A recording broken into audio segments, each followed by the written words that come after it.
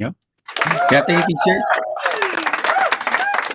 Good afternoon po at magandang hapon po sa inyong lahat, teachers, and welcome to our Saturday stream, no, and our Saturday live stream. Okay, so this is also still ng second part ng ating October series, okay, EdTech Tools Festival. No? So puro educational technology tools talaga i-cover natin, no, for the whole month of October. At ngayon napaka-special, no, ng ating once again, no, ng ating session. Okay, we'll be talking about Edpuzzle and Canva for today. Good afternoon, Sir Jambi.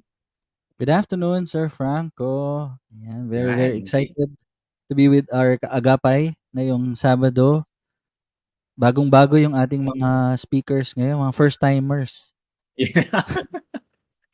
Ano yan, mga no need na for introduction kasi mga veterans na rin, no, ng kaagapay teacher support natin. Always been here. Laging sinusuportahan ng ating community ni sharing their expertise at saka time para sa ating mga community Comment si Sir members. Alwin. Opo, first time ko Oo. po sa KTS. Medyo kinakabahan pa yan, oo. Anyway, so Sir Jambi, let's greet first, no, ang ating audience sa magandang hapon. We'll do a quick shout out, okay? Starting from 12:34 p.m. Wow. This is from Sir J, no, Gilbert V. Fernandez, SDO Rizal, Binangonan Elementary School. Good afternoon. Good afternoon to Teacher Ladeline Fortunado, Teacher Joanne Carandang, Teacher Lamberto Pilatan, Teacher Marilyn Butaslak, and of course, to Teacher Franco Adun, lagi rin nandiyan yan. Wow, Teacher Franco, ay palagi nanonood yan, ha? Yes, loyal yan. Teacher Mina from Mindanao State University, no? Hello po from MSU, no? I gave a talk there sa MSU before, sa College of Education. Okay? Tony Onairos, good afternoon. Teacher Lord Lena, good afternoon po sa inyo, ma'am. And Teacher Rochi Abelia, Teacher Reyes Dolly Ann, Teacher Christine J, Teacher Maria Blessy Gutay, Teacher Rica May Dominguez, and Teacher Hazel Ann Kim. Nahabol mo na ba, Teacher Sir Jambi? Of course. Go ahead. Ayan. Magandang hapon din po. Ito, pumalo na tayo sa 1 o'clock.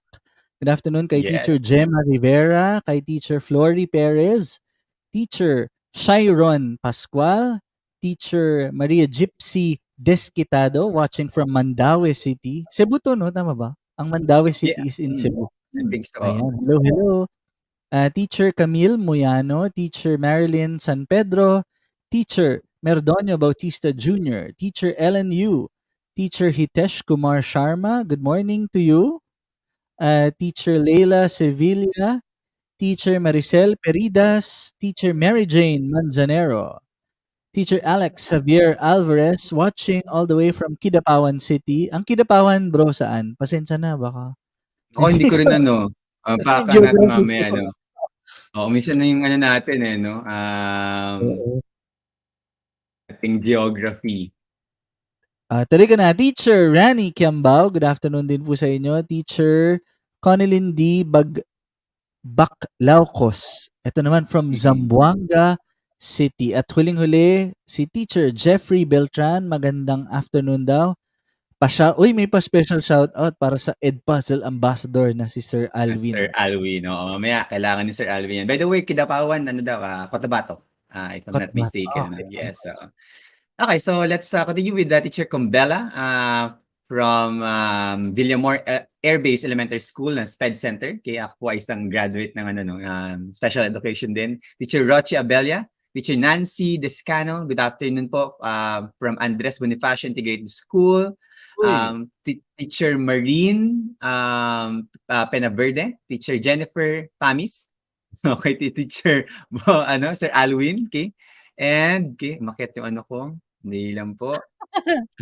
Teacher J.R. Andres, Teacher Teresa Gabriel, Teacher Madeline San Diego, Evan Shane Malala, Bernadette Erma Cabalya from Bikuran High School, SDO Pampanga, Teacher Vina Malipot, Teacher Maria Julia Bilolo, Teacher Teacher Reynel Pablo, and Teacher Ronnie Edian. Okay, I think the last batch for you, Sir Jambi. Okay, ituloy na natin. From Quezon City, Teacher Imelda Publico. Si Teacher Joseph Odelon Hermitano, palaging nanonood sa atin. Teacher Vanessa Alberto from Santo Tomas, Batangas. Daisy Linihan, ay may ano, may channel si ma'am. Good afternoon daw sa Kaagapay team. Good afternoon also to Teacher Rodolfo Alemania from Iloilo, Teacher Joanne Aloy, Teacher Emmy Gumpal from Marikina City, Teacher Maria Gypsy Desquitado. Ayan, ito ata yung taga Kidapawan ano. Yes. Teacher Luke Berlin, Teacher Maria Julia Belolo joining daw from SDO Mandaluyong. Uy, mga taga-Andres. Ito ba yung binati mo kanina? Yes, Yung kanina, oo. dalawang beses natin. Teacher Gina 3 Rose. beses na ngayon, oo. Swerte, swerte ni ma'am. Buti na lang, ano. Ay, nawala tuloy ako. Teacher Gina Rose Habal, Teacher Jennifer Mariano, Sir J from SDO Rizal Binangonan Elementary School, Teacher Janice Pandy from Balagtas, Bulacan, at siguro last three, Teacher Jim Kevin Tabigne, Teacher Ronnie Idian from PUP Santa Mesa, Manila, and Teacher Radu Marku from Romania. Yes, okay. So I think we have ano no, foreign audience, okay? A little bit of pressure for our speakers for today, okay? In terms of language, okay?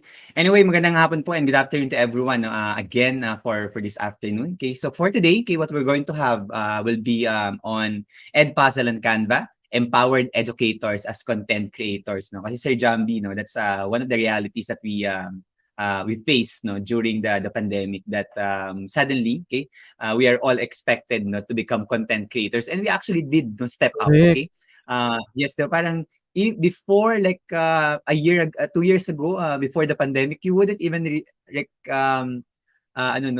think about like being a content creator like producing video lessons okay Correct, correct. all of this materials that you're doing right now although our teachers no are excellent no instructional materials creators okay pero pagdating dun sa like example mga video lessons no syempre yan yung realm na hindi natin masyadong napupuntahan pero pinasok natin, okay? At I think that's one of the really not like a blessing in disguise during the pandemic na na-stretch lalo yung capabilities natin no, as educators. At ngayong hapon na to, mas pag-uusapan pa natin lalo no, how we can further kaya empower our educators as content creators. Okay? At dumami rin, Sir Jambi, by the way, no, dumami rin may mga YouTube channel. At yun, Correct. example, isa tayo dun sa mga nag-explore no, ng pag-put up ng YouTube channel. And I think more and more educators ngayon, nakikita nila yung value of putting their materials online, okay? So that more people can actually access it. Plus, agad Sir Jambi, no? Putting it online, your students also have liberal access to your materials. Okay? Lalo na pag, alam mo Sir Jambi, di ba sa OutEd mo sometimes, hindi naman sila nakaka-connect sa video conference. Okay? So they need Palagi. the materials home, di ba? At malaking tulong yung for students na kung example on the self-paced or kaya asynchronous nila bubuksan or i-open yung mga videos mo. Okay? So anyway, Correct. let's not anymore prolong our introduction and let's have our first session no, for this afternoon. Okay? Our first session will be on Canva and I'd like to invite no, Sir Jambi to introduce our speaker, no, our first speaker for this afternoon. Yeah, but of course. Teka lang, saan ka ba nilagay yun?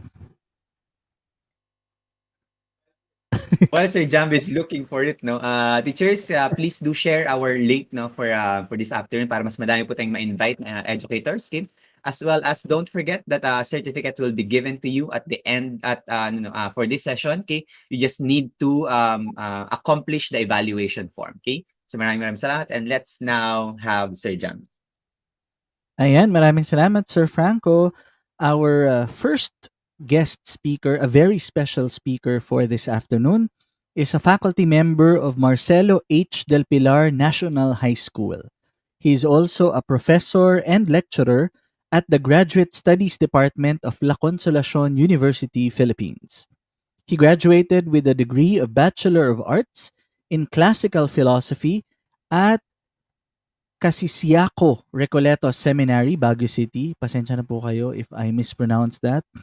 He finished his graduate studies at La Consolacion University, Philippines with a degree of Master of Arts in Education. He is a resource speaker in various training workshops, Sharing, oh, Sir Franco, Google Workspace for Education and Educational Technology.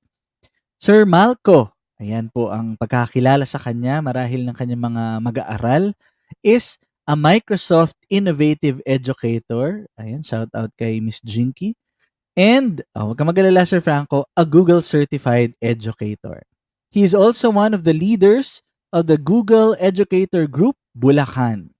He aims to enhance teachers' engagement with students through technology and innovation in education. Ladies and gentlemen, mga kaagapay, salubungin po natin si Teacher John Marie E. Malco. Yan, good afternoon, Sir John. Hello, Sir Franco, Sir Javi, good afternoon. Good afternoon, sir. Yeah, good afternoon, Sir John. No, again, of course, we won't really delay no much of your time, but we would like first to ask. Congrats, by the way, no, Sir Jambi, si Sir John ay part ng group ng Google Certified Educators ng KTS. Okay, so one of our mga Google Certified Educators. Plus, okay, congratulations din kasi just recently, no, just I think a month ago or 2 months ago, they put up Google Educators groups sa Bulacan. Okay. And now they're pioneering programs, activities, no, for all Google users in Bulacan. So sobrang amazing, no, at talaga si Sir John, pagdating sa commitment and helping other educators. Anyway, Sir John, we would like to first to ask for like an overview of your session before we start, and to give our teachers an idea what they're going to expect from your session today. Well, of course, topic natin sa series natin all about how to maximize as well our lesson presentation na maging engaging siya. At the same time, ma-attract yung attention ng ating mga students. Most especially ngayon, we are in a distance learning. And we will explore actually Canva on how to maximize it, not just on designing, on using it as a template sa lessons natin. However, to share to our students, our lessons, template na rin for our other teachers or maging collaborators natin sila. So somehow, it is similar with Google for Education, Sir Franco, which I really appreciate yung Canva for Education. And meron akong tips mamaya sa mga gumagamit ng Canva. And actually, Sir Franco, when I am browsing social media sa Instagram, maraming nagtatanong how to get a premium account sa Canva. And meron mga naghihingi ng bayad. Well, of course, I will be giving you tips kung paano gagawin para yung personal Canva account niyo ay maging premium account. Yes, That's one of my topics later. And we're excited for that, Sir John. Sir John, we will no longer take much of your time. Okay, so the floor is yours now, and you can start your session. Good luck, Sir John, and to our teachers, enjoy the session for today. Okay. I'll see you in a while, teachers. Good luck, sir. See you po later, Sir Jambi and Sir Franco. Well, once again, good afternoon po sa mga viewers natin, and shout out po sa mga nanonood ngayon from Marcelo H. Del Pilar National High School, yung mga co-teachers ko diyan, at the same time yung mga estudyante ko din. Well, this afternoon I will be sharing to you Canva for Education. So I've been using Canva actually since 2017. Ginagamit ko yung Canva in pag-layout ng mga posters, pag-layout ng mga certificates, ng mga lesson presentations ko. And of course, since we are now experiencing a global pandemic, at the same time, online distance learning, so na-integrate ko yung paggamit ng Canva sa aking pagtuturo. Most especially, meron na tayong tinatawag na Canva for Education.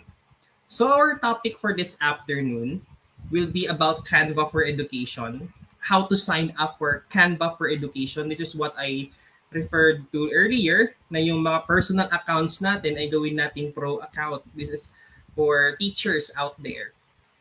We will be also having a walkthrough on Canva, and I will be giving you quick tips and tricks sa paggamit ng Canva.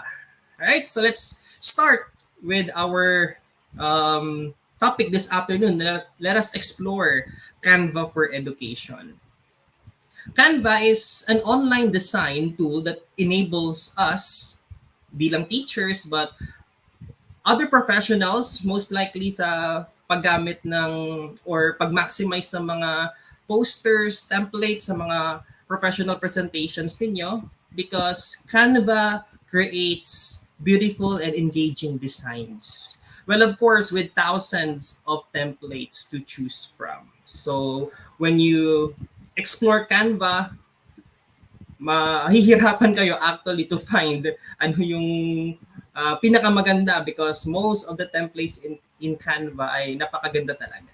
So in Canva, we can maximize it to collaborate our designs, our lesson templates online.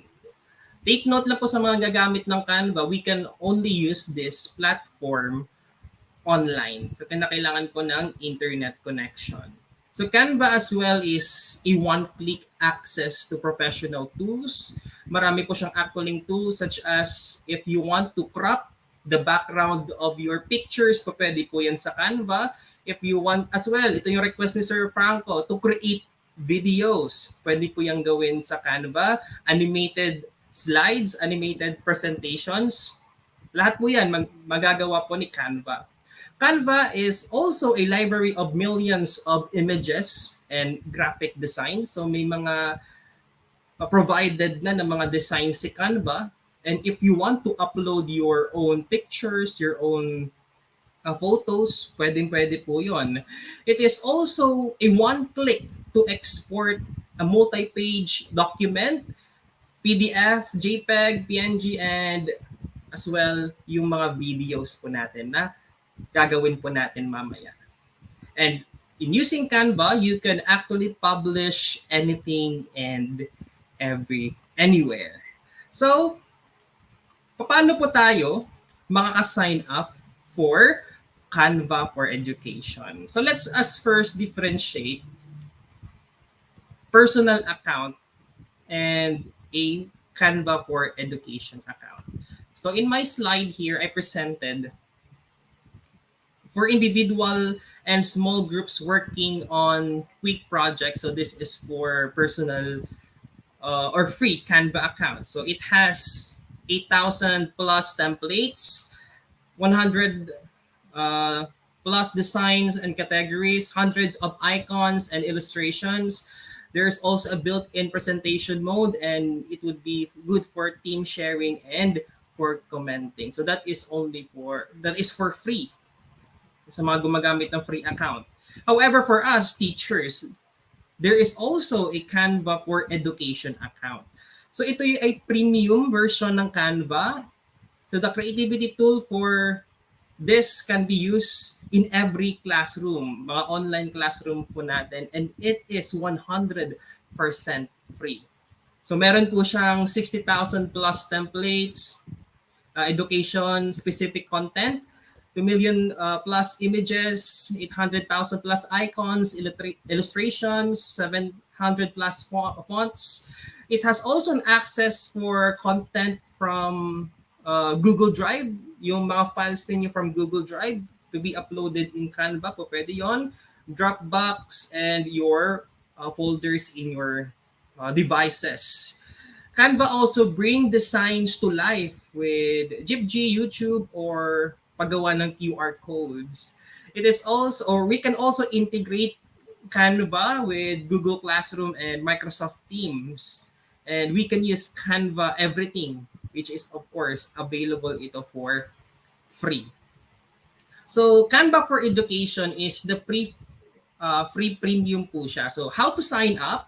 Just type this QR or link, canva.com/edu sign up using your school and DepEd domain. So papaliwanag ko po yan mamaya sa next part of our presentation. So sino po yung pwedeng mag-sign up for our Canva for Education? All K-12 teachers and school personnel can actually use their teacher email address, yung email address po natin which has domain.edu.ph or .et.gov.ph. So lahat po ng domain po natin for education. And if you don't have that teacher's email address yet, you can still sign up for free account by just using your personal email. So how to get your Canva account for or into an educational account? So go to canva.com/edu, sign up and sign in. And you need to, I'm sorry for the typographical error. So you need to verify first your email. So upon typing your email, Canva will send you a verification na you will use that particular email for Canva account. And you will land immediately to your classroom page and you'll see the Google Classroom button there. So papakita ko mamaya on how to invite co-teachers and students sa inyong Canva for Education account. And of course, pwede ka nang magsimula by creating your first design. Paano naman po kung wala pa kayong Canva account sa mga nanonood dyan ngayon na ngayon nyo lang na-encounter yung Canva, which of course, napakagandang platform po ito in designing our lesson presentation. So, here's what to do. Just visit yung page po ng Canva by just typing canva.com. And click the sign up with, of course, email button. Yung kinakailangan nyo lang po is these three information, your name, your teacher's email, and of course, your password because it will be your personal account. And once you sign up, verify your email address before you can enable Canva for Education. Then click the email sent to you by Canva to verify your application and it will take you to Canva and you will have now Canva for Education. So upon signing, you will land on your classroom space and makikita po ninyo there will be a people section kung saan makikita niyo yung mga estudyante ninyo or invitation platform kung pwede or pwede nating i-invite yung mga estudyante po natin. So you can invite classes from Google Classroom and Microsoft Teams. Papakita ko po yung mamaya later on. I will demonstrate it on how to invite classes from your Google Classroom and sa MS Teams ninyo. How about po kapag meron na kayong free account? Paano po natin itong i-convert into Google for Education, a Canva for Education account. So here's what to do. You just need to apply your Canva account or Canva free account to Canva for Education account by typing this link, which later on I will be posting para I will demonstrate kung paano ito, kung hindi nyo makopya or ma-screenshot yung link na ito, ituturo ko pa mamaya kung paano hanapin yung link sa tips and tricks po natin. But of course, if you want to apply it manually, so type nyo lang po yung link na yan.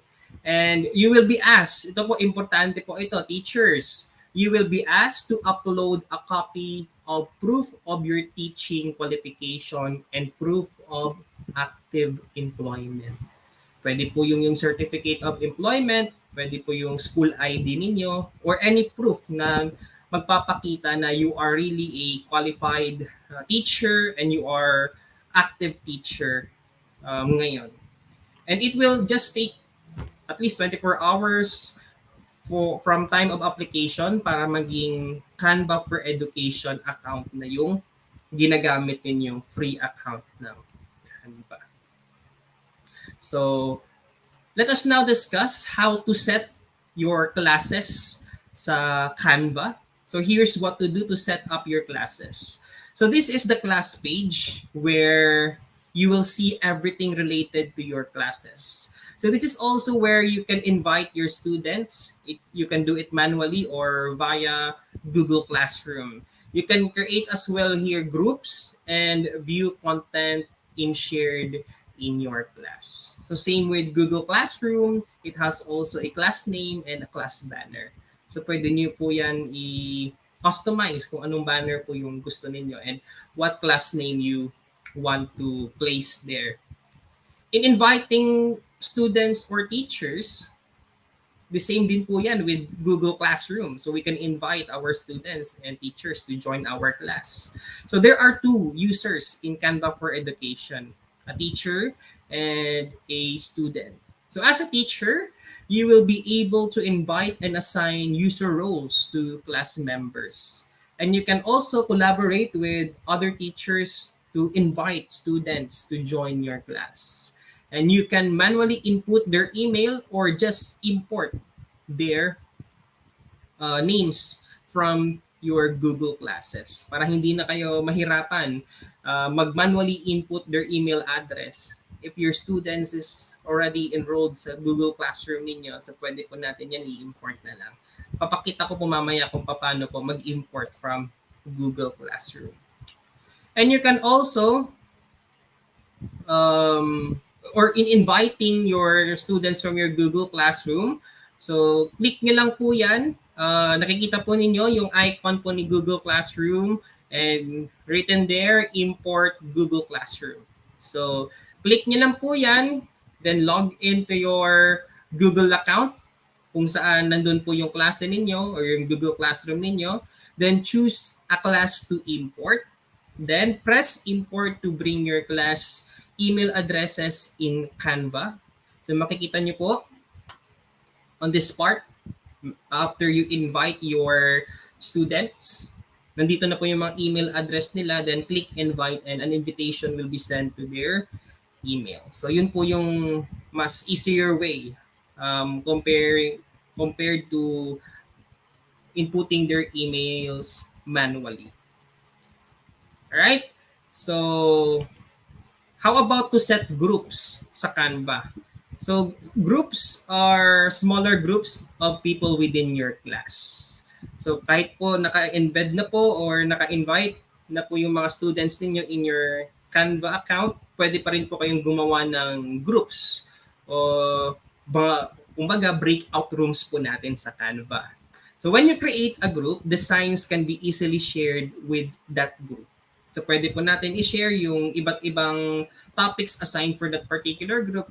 For example, we have a group activity and this activity is assigned for this particular group. So pwede pong i-share sa kanila or i-share sa kanila yung topic na po yun, which of course different topic naman sa ibang grupo. So we can create actually multiple groups in Canva. So you may create groups within your class and have multiple classes in your Canva account. I will also demonstrate later kung paano po gumawa ng mga multiple classes in Canva. Alright, so that's it with Canva for Education. Yun po yung mga information na kinakailangan po nating malaman about Canva for Education. So right now, let's have a walkthrough sa feature po ni Canva. So there are actually over 60,000 beautiful crafted templates for free sa mga teachers po natin. Kung mapapansin niyo, if you are using your free account sa Canva, minsan po when you click a template na nagustuhan po ninyo, kaso po hindi po ninyo magagamit kasi kinakailangan po ninyong mag-sign in or to upgrade your free account sa Pro o Premium account po natin. However, dito po sa Google or sa Canva for Education, free po yung mga templates po natin. Also in Canva, pwede po tayong mag-photo shirt. So we just need to use keywords to narrow down your search. Paano po tayo maghahanap ng mga photos sa Canva? So let me share my sample screen to you. And by the way, teachers, if you have a questions po, just click po yung or just type your questions sa comment section and we will entertain them later. Alright, so let me share to you, teachers, yung sample presentation ko po kung paano po tayo upload, mag-sign, or maghanap ng pictures, photos, elements, videos sa ating Canva account. So, let us just wait for my screen to share. Ayan. So, dito po, makikita po natin, may nakalagay po na template, elements, upload, text, charts, logos, and more. So, papaliwanag ko po yan and I will demonstrate it later. So, right now, click po natin yung uploads. So, dito po, makikita po natin lahat ng mga pictures po natin. Right? Na ina-upload po natin. So far, ito lang yung in-upload po ng mga pictures. Papaliwanag ko po mamaya bakit ko konti lang yung mga pictures ko. Matagal ko lang ginagamit yung account ko.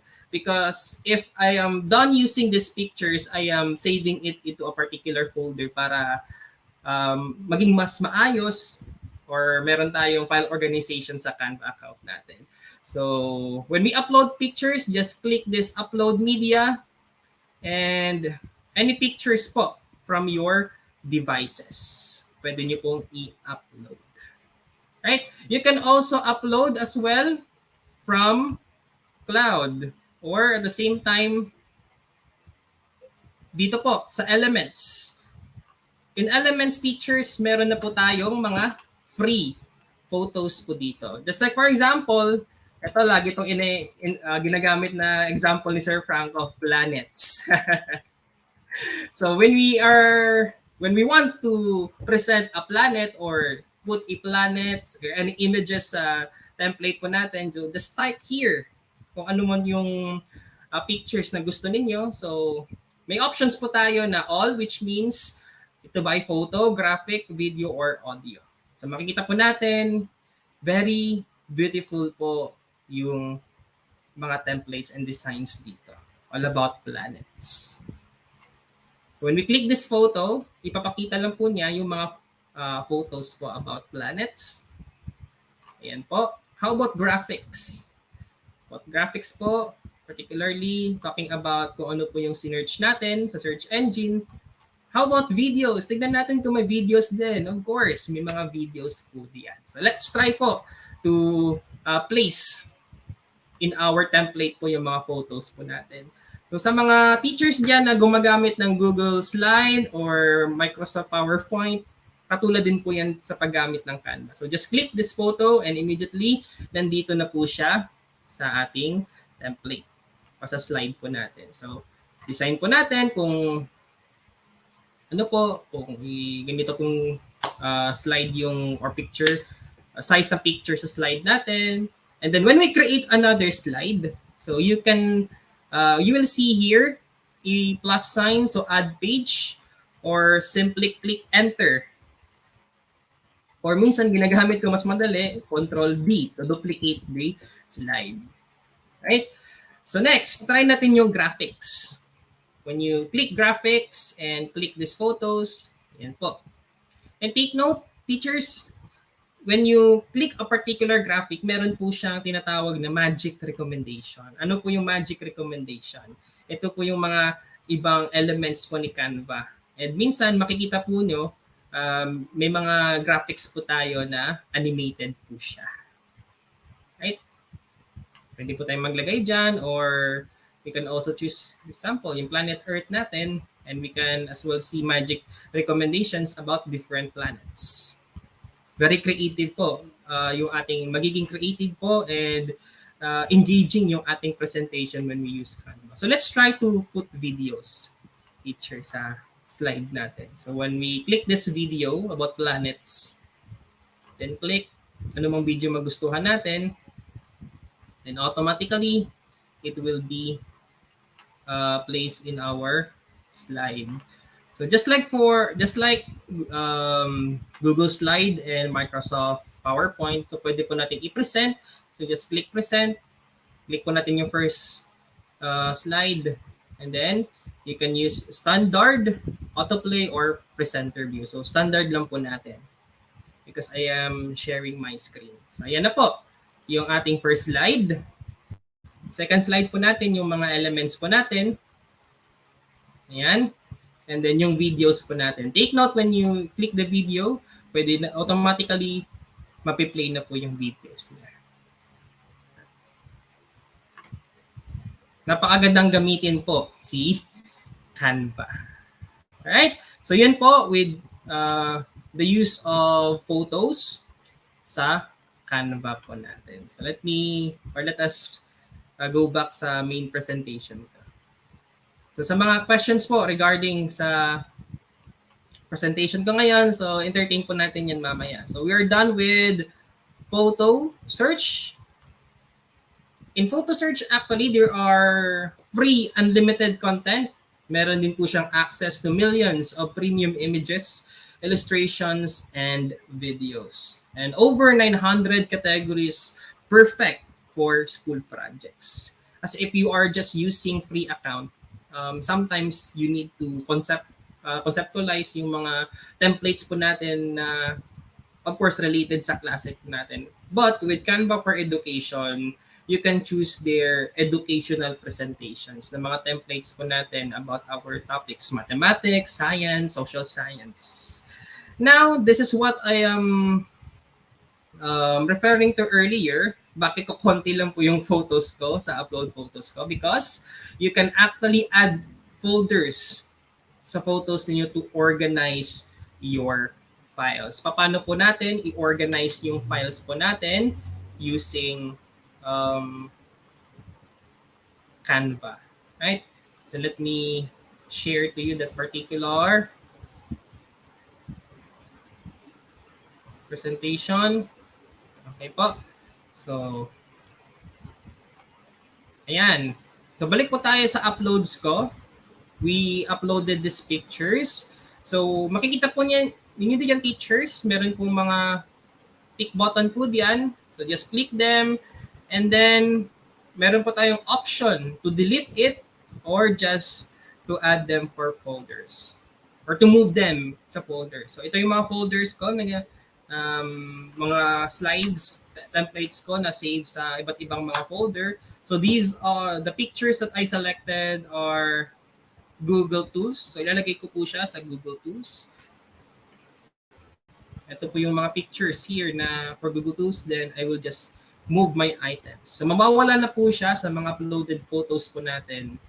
Pero masisave po siya sa folders po natin. Saan po natin makikita yung folders po natin? So dito po, may makita po tayong chips dito. Then, meron po ditong folders. Nandito na po yung mga folders ninyo. Yung mga photos na sinave ninyo. So tingnan natin saan na po napunta yung sinave or minove ko na photos. So, nandito na po siya. Yung sinelect ko po kanina. So, hindi na po siya mawawala. So, in case na gagamitin ko siya, yung mga photos na ito for future references, nandyan lang po siya. Hindi po siya mawawala. So, let's proceed with next part, yung element search po natin. So element search, these are various elements to design your presentations na pinakita ko po kanina yung mga elements about planets. And one thing po na mas magandang i-customize sa Canva is charts. Sa paggamit po ng charts natin. So Canva provides creative and simple charts that are guaranteed to impress. And take note, chart is customizable. Pwede po nating i-customize yung chart natin, i-adjust natin yung size, i-put natin yung data, i-adjust natin yung kulay. So, let me demonstrate kung paano po maglagay ng chart sa ating template.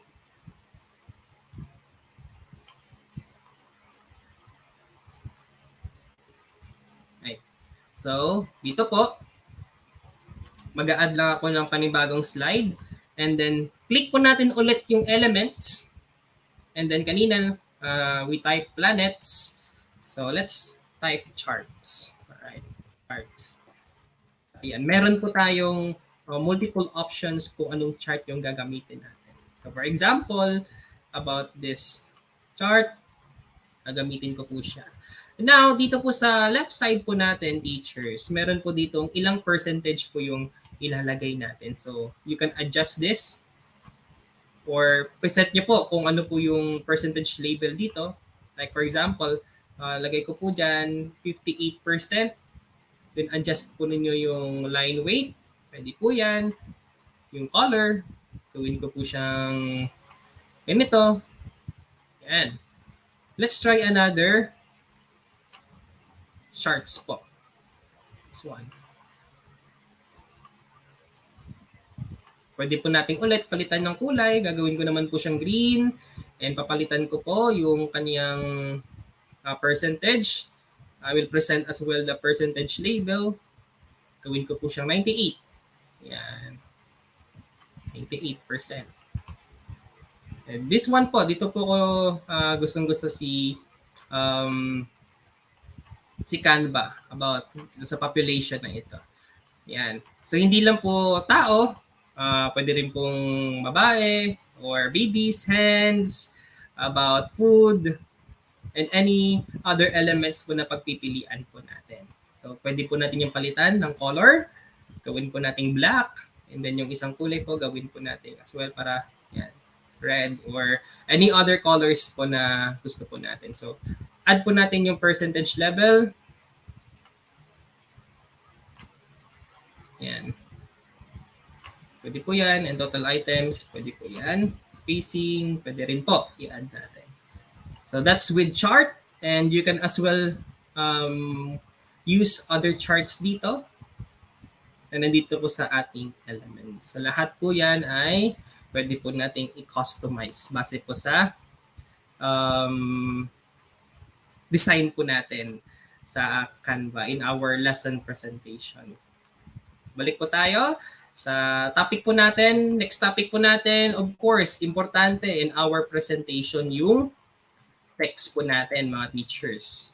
So, Canva provides various kinds of designer-approved fonts. So, there are actually 700 or more than 700 free premium fonts po natin. Calligraphy, Gravity, Comic, Brush. At dito ako actually natuwa.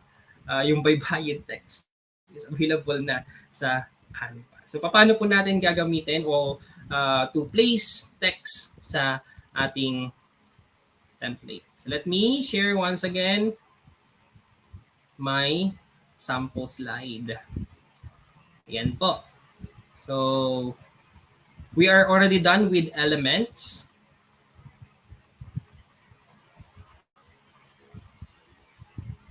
Let's now click text. And then, meron na po siyang suggestions actually na pwede po nating gamitin. Ito po. However, pwede po tayong mag-search text. Search natin yung baybayin. Ayan. I'm sorry. Ito ako natuwa actually. Yung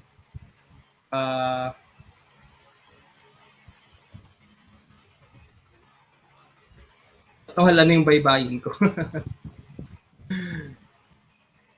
Right? Hanapin na lang natin dito. Earlier.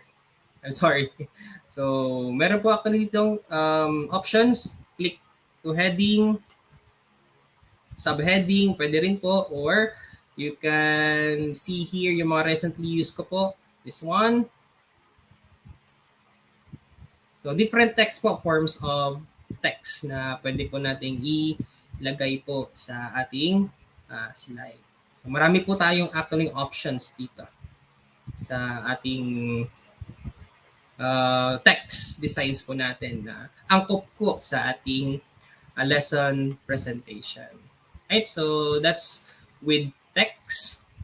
And let's now proceed to next part of our demonstration.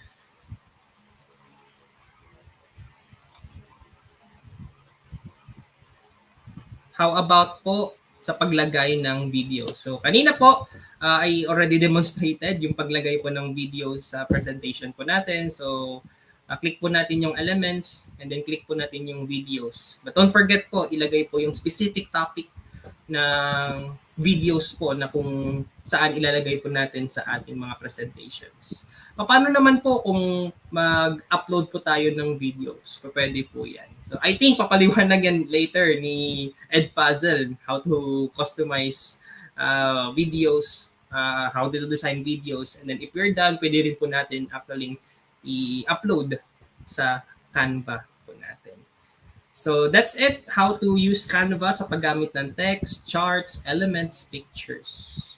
Now let's proceed to using Canva sa ating learning engagement o sa paggawa ng course. So we can collaborate with our class. So sa collaboration po, we can use share menu or share our designs with other teachers or share with a group. So pwede po tayong gumawa ng groups. So just click share link to view, share link to edit, and share link to use as templates. And we can also share our templates via Google Classroom. So if i-invite po natin yung mga students po natin. So how to share this template in our students na nasa Google Classroom and even MS Teams. So create a design, then click publish, click Google Classroom, and log in, and design will be shared as a template for your students. So let me demonstrate to you paano po mag-invite ng mga students sa Canva. So,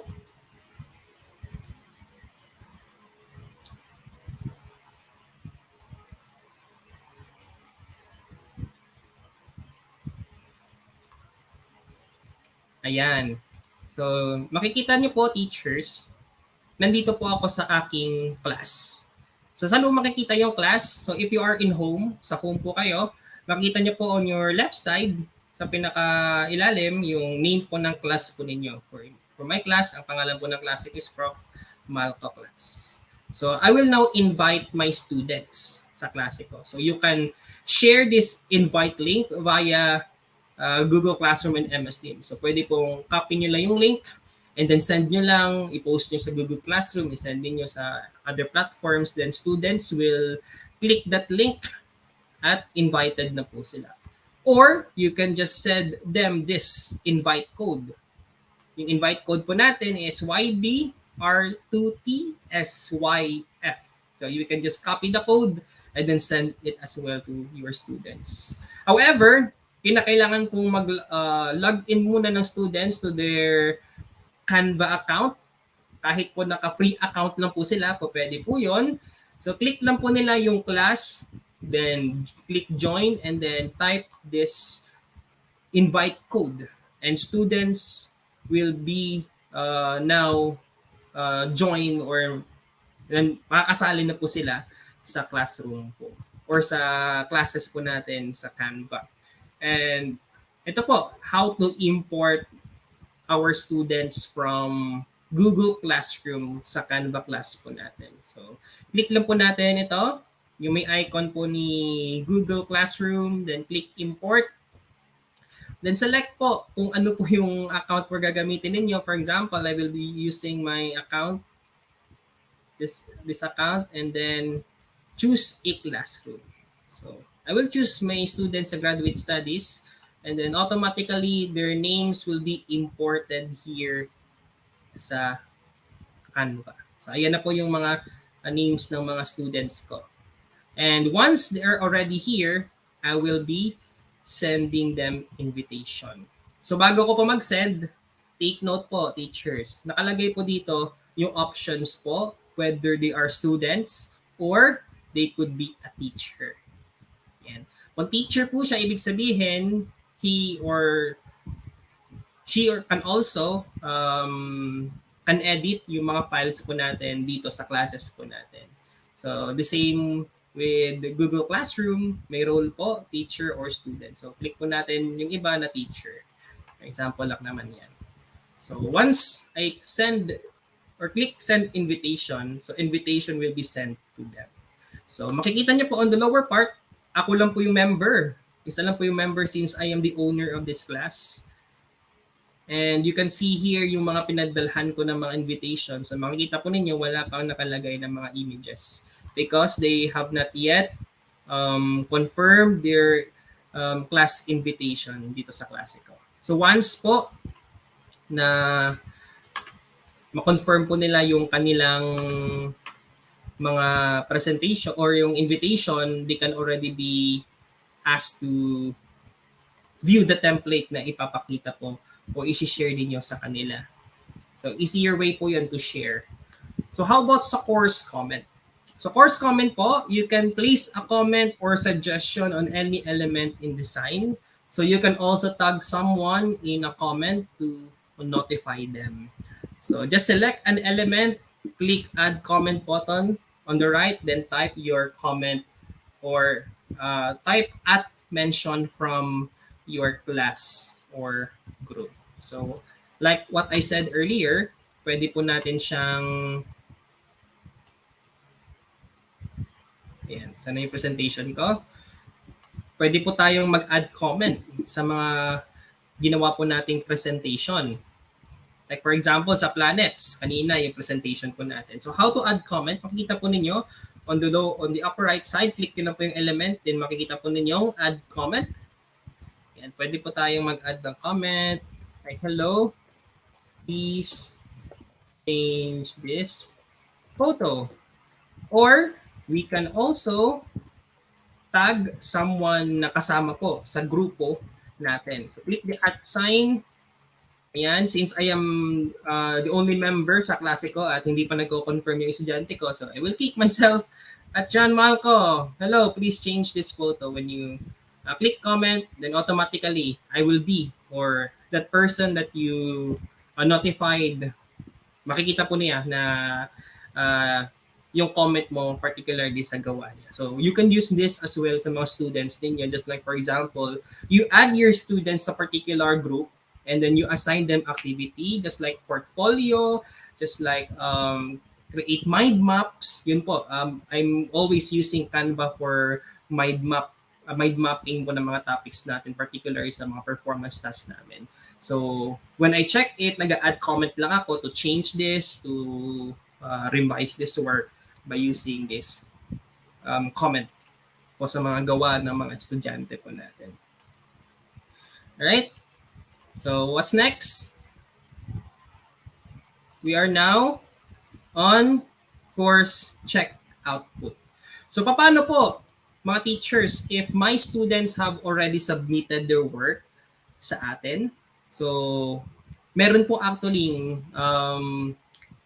tools si Canva on checking outputs. However, I cannot present it to you since naka-teacher account po ako. So makikita lang po ng mga estudyante po natin, students click send to the teacher and the teacher receives a notification to review students' output and type your response and hit give feedback to the students. So pwede po tayong mag-give feedback.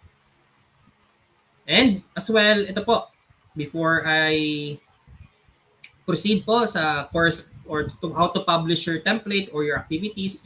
So, need po nating mag-organize. Pwede rin pong hindi. But in my case, lagi ko pong in-organize yung files ko. So, you can organize your files, your photos that are right for your classes and add them to folder for easy navigation and share them with your students within Canva account. So, kanina po, I demonstrated how to save your photos sa folder. How about po yung mga templates na ginawa po ninyo? Paano po natin ito masisave into one folder para meron po tayong file organization. So, click ko lang po yung mga designs ko na ginagawa. Just like for example, mga reports ko sa school, mga topics ko about my classes in social science. So, for example, this one, isi-save ko siya sa folder. Click ko lang po yan, then makikita po ninyo on the lower part, move to folder. Click po natin ito, and then saang folder po natin siya isi-save. So I will save this into my classes. Right? Dito po. For example, yan. So my topic will be moved there. Pero bakit po nandyan po siya?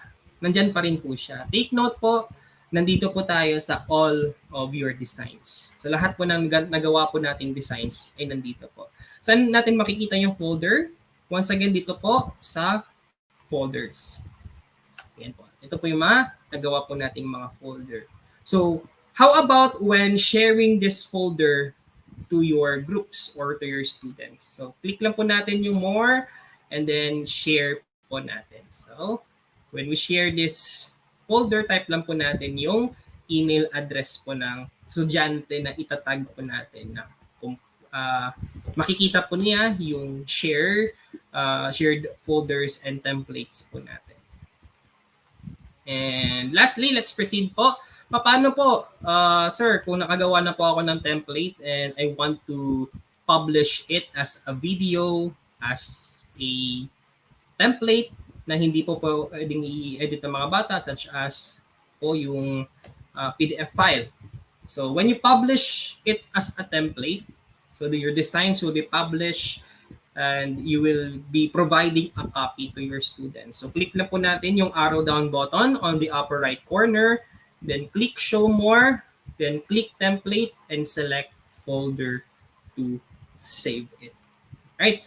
Let me demonstrate it to you kung paano po tayo mag-publish ng mga gawa po natin. Balik po tayo ulit sa ating sample presentation. Alright. Dito po sa presentation po natin, meron po tayong more options dito. So we can present it. Actually, ang ginagamit ko, I'm using Canva, then I'm presenting it. Then using Google Classroom or Google Meet as a platform, I'm just sharing it as a tab. So pwede po yun. And where if I will place videos here na may audio, so gumagana po yun. We can as well download it. Ito po sinasabi ko po kanina, we can download it as a template like PDF, JPEG, PNG, video, or short clip lang po siya. And there are actually a lot of options here when you click this presentation. Share it to Microsoft Teams, share the link. Pwede po natin siyang i-share through Instagram Business, sa Facebook page po natin, sa Twitter, and meron pa pong options. Send po natin sa email, sa Facebook groups, Google, and we can use this as a template. So when we click template po kasi, we select a folder, and then, for example, I selected a folder kanina about this one. So when we add this, and publish template, sino po yung nakasama sa grupo na po yon or included po or nakashare po yung folder na yun, makikita po nila yung file as a template. Pero hindi po nila ma-edit yun. Magkakaroon lang po sila ng kopya nila.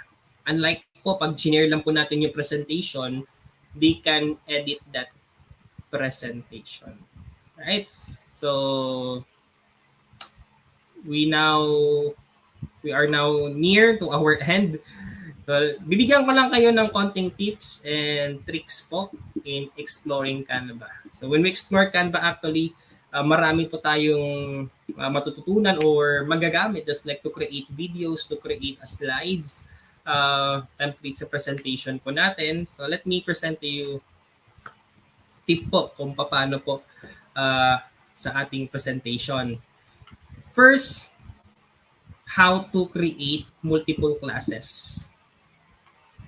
Kanina, I just presented one class. So for example, ito po, in this class, named Professor Malco class, so this is one of my classes. So paano po kapag gagawa po ako ng isa pang klase? So just click, ito po yung account setting, click lang po natin yan. Then go to, yan po, then go to billing and teams. So click po natin yung billing and teams and then makikita po natin ito po on the lower part, create a new class. So let's start to create a new class. So I will create a class for Kaagapay Teacher Support. Yan. And then just click create new class. At ayan po, I have my new class sa Kaagapay Teacher Support. Makikita po natin yan on the lower left side po. Same with the one that yung klasiko kanina with Professor Malco. Yan, naghihintay na po natin si Canva na mag-load. Ito po. So meron na po akong new classes with Kaagapay Teacher Support. Ayan po. So again, pwede po kayong mag-invite ng people, gumawa ng grupo, gumawa ng template, gumawa ng folder, and you can as well share it to your classes. Another tip po, how to create a video. So ito po yung request kanina ni Sir Franco. Paano po gumawa ng video sa ating Canva? So let's go to recommended for you since I am using a account for teachers. So gusto ko po educational. So you can choose educational video, or if you want to make a video about birthday, about Facebook video, video message, about anything po na pwede po nating gawin ng video. So for example, gagawa po tayo ng video message po ng greetings po. Ayan. Hindi po actually na-share yung slide na po yan. Let me share that particular tab. Anong tab po ba yun? Title design. Ito, sa video message. So for example, meron po kayong babatiin na happy birthday. Yan, birthday po ng ating kaibigan, ng ating mga co-teacher. So meron po tayong makikita ng mga templates po na pwede po natin gamitin about birthday greetings. Like for example, ito. Magandang template to. Yan. So, pwede po natin yan, gamitin yung slide na ito or apply all pages. So, try natin apply all pages. Yung mga, for example, mag-greet po yung mga teachers ninyo, lagay niyo po yan yung mga pictures nila. So, just like for example, in our video greetings dito, so ito makikita nila, happy birthday, you're amazing. So, sa second slide po natin, lagay po natin yung pictures ninyo. Upload nyo po. Pwede po kayong mag-upload ng pictures. Ilagay po natin dito. Yan. Tapos lagay po natin ng message. For example, ano po yung message ng kaibigan po natin from your co-teachers. So, for example, happy birthday. May you have more birthdays to come. Ayan. Ayan. Right? Love. Take po natin yan. Love, Sir Malco. Ayan, may love, Sir Malco pa. Ayan. So, here you go. So, pwede po. Another slide, another greeting naman po from other person and so on. So, let's try to play it. Ano po yung magiging kakalabasan po ng video greeting po natin. So, play.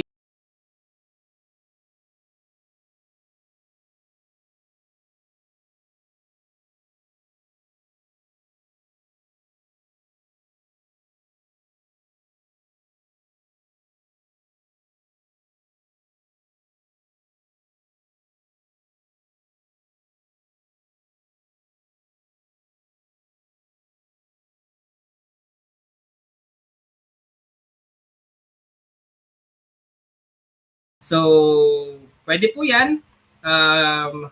I-invite po natin na ibang tao. Like for example, I want other people to collaborate with me. So, click lang po natin yung invite people or we can just share it. Click lang po natin at select po natin yung email. As long as they have their Canva account, pwede po silang mag-edit dito. They can edit or they can just view this work that you are preparing, for example, for a birthday greeting. Then, paano po, for example, tapos na po yung video greeting po natin, click lang po natin yung more options, then download. It should be a video, then all pages. For example, isang page lang po, dalawang page lang po kasi ang binago ko. So, done. Then, download it. So, it will be start downloading. Mag-download na po siya and automatically po masisave na po siya sa device po ninyo. Once po na ma-download na po siya. Right? And lastly po, sige, it will be, while waiting for downloading, punta po tayo ulit sa home po natin while using this slide. So last tip po natin, kung meron pa po kayong mga questions, how to use Canva, kung paano po gamitin with, of course, other platforms, click lang po natin yung help and then just type here all your questions. And meron na po diyang mga possible answers na po. For example, how to edit, designing, team groups, account setting. So lahat po yan, lahat ng questions ninyo, masasagot po yan as you click this help button. Alright? So that's it with tips and tricks po na mag-i-share ko ngayong hapon at bago po ako matapos, I would just like to share this wonderful quotation po from Mary Leia. If something is fun or messy or beautiful, you remember it. So by using Canva, we make our presentations engaging, beautiful. Magagamit po natin ito for memory retention or retention po ng learning po natin sa estudyante. So once again, that is Canva for Education, and thank you so much for being with us this afternoon, and I hope that you have learned something from my sharing about Canva for Education. Most definitely, no, Sir John. Maraming salamat for that very engaging, no, at saka very comprehensive, no, coverage. Okay? Although again, there could be more things to explore kasi sabi nga ni Sir John kanina, no, yun yung medyo mahirap kay Canva. Sobrang dami mo kasing pwedeng gawin, sobrang dami mong pwedeng pagpilian, ano. Minsan nakakalito na. And ganyan din yung feeling ko minsan sa Canva. But I think it's a good problem that we have, okay, that because we have a lot of choices, okay? And lalo na for educators po, teachers, no, Canva have made it sure na teachers can use Canva, no, for multitudes of ways, okay? So do explore, no. It will take a little bit of time, Sir John, okay, as he said, no, since 2017 pa siya, okay? And there are still more things to to use and to find out in Canva, okay? So Sir John, maraming salamat, no. For your saying. Teachers, okay, before we end our session with Sir John, okay, we'll have some question and answer. So if you have questions, maybe we can have that in the chat.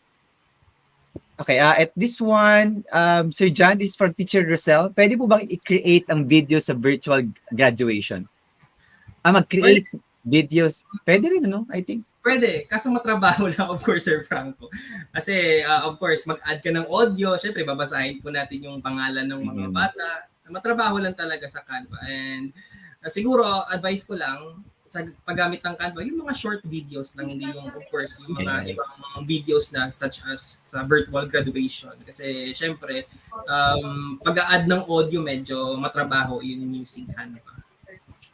Medyo yun, kawawa yung internet because that's one of the limitations ni Canva, no? Wala pa siyang offline modality. So if you're going to, for example, to create an entire video na ganun kahaba, like a 2-hour video, so it's like days of being in the internet and encoding everything online. It's going to be very hard. No? Although, ang good news po niyan, teachers, hindi pa binibigay yung actual date, no?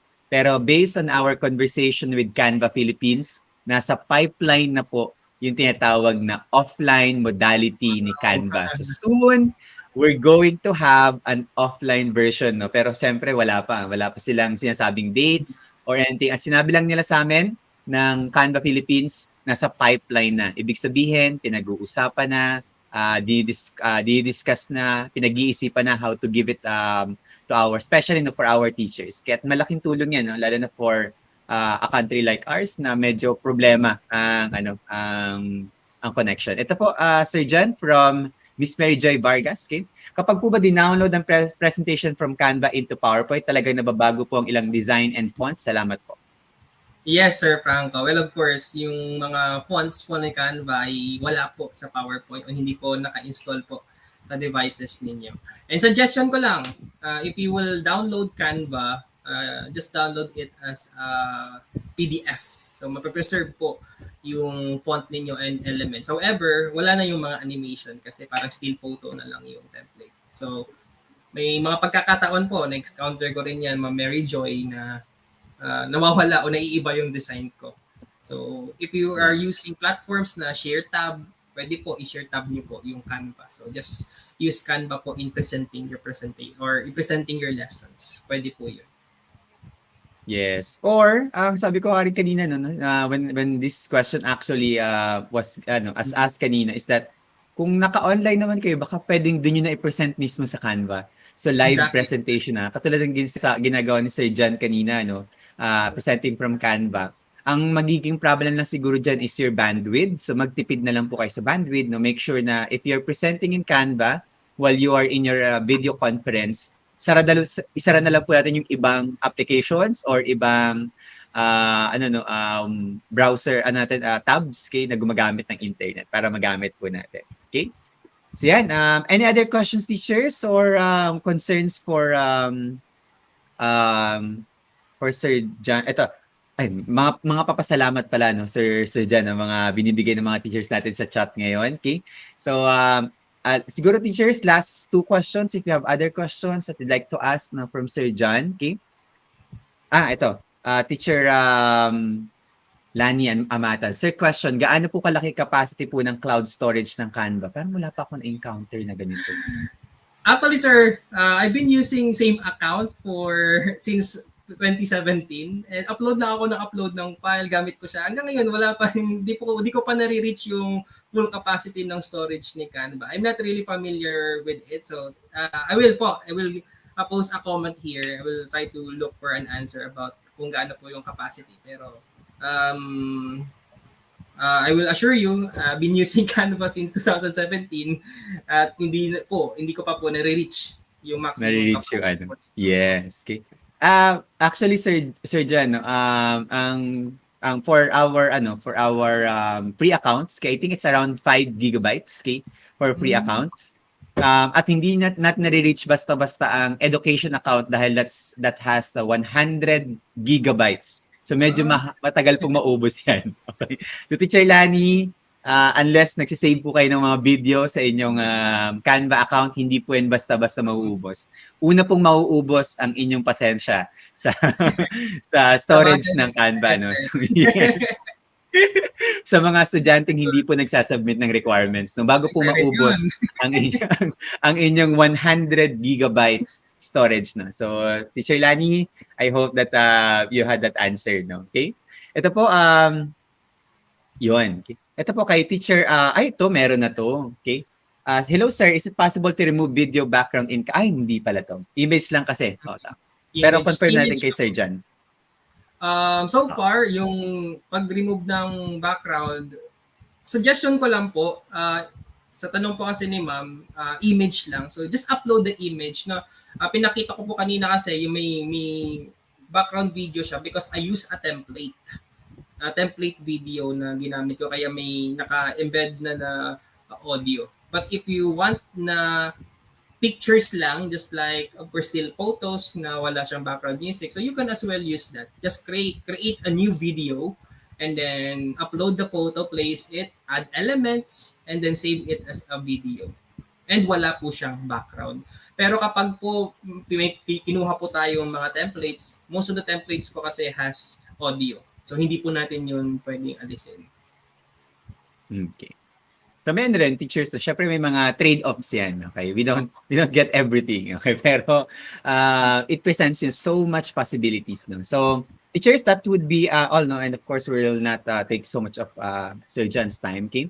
But before we let Sir John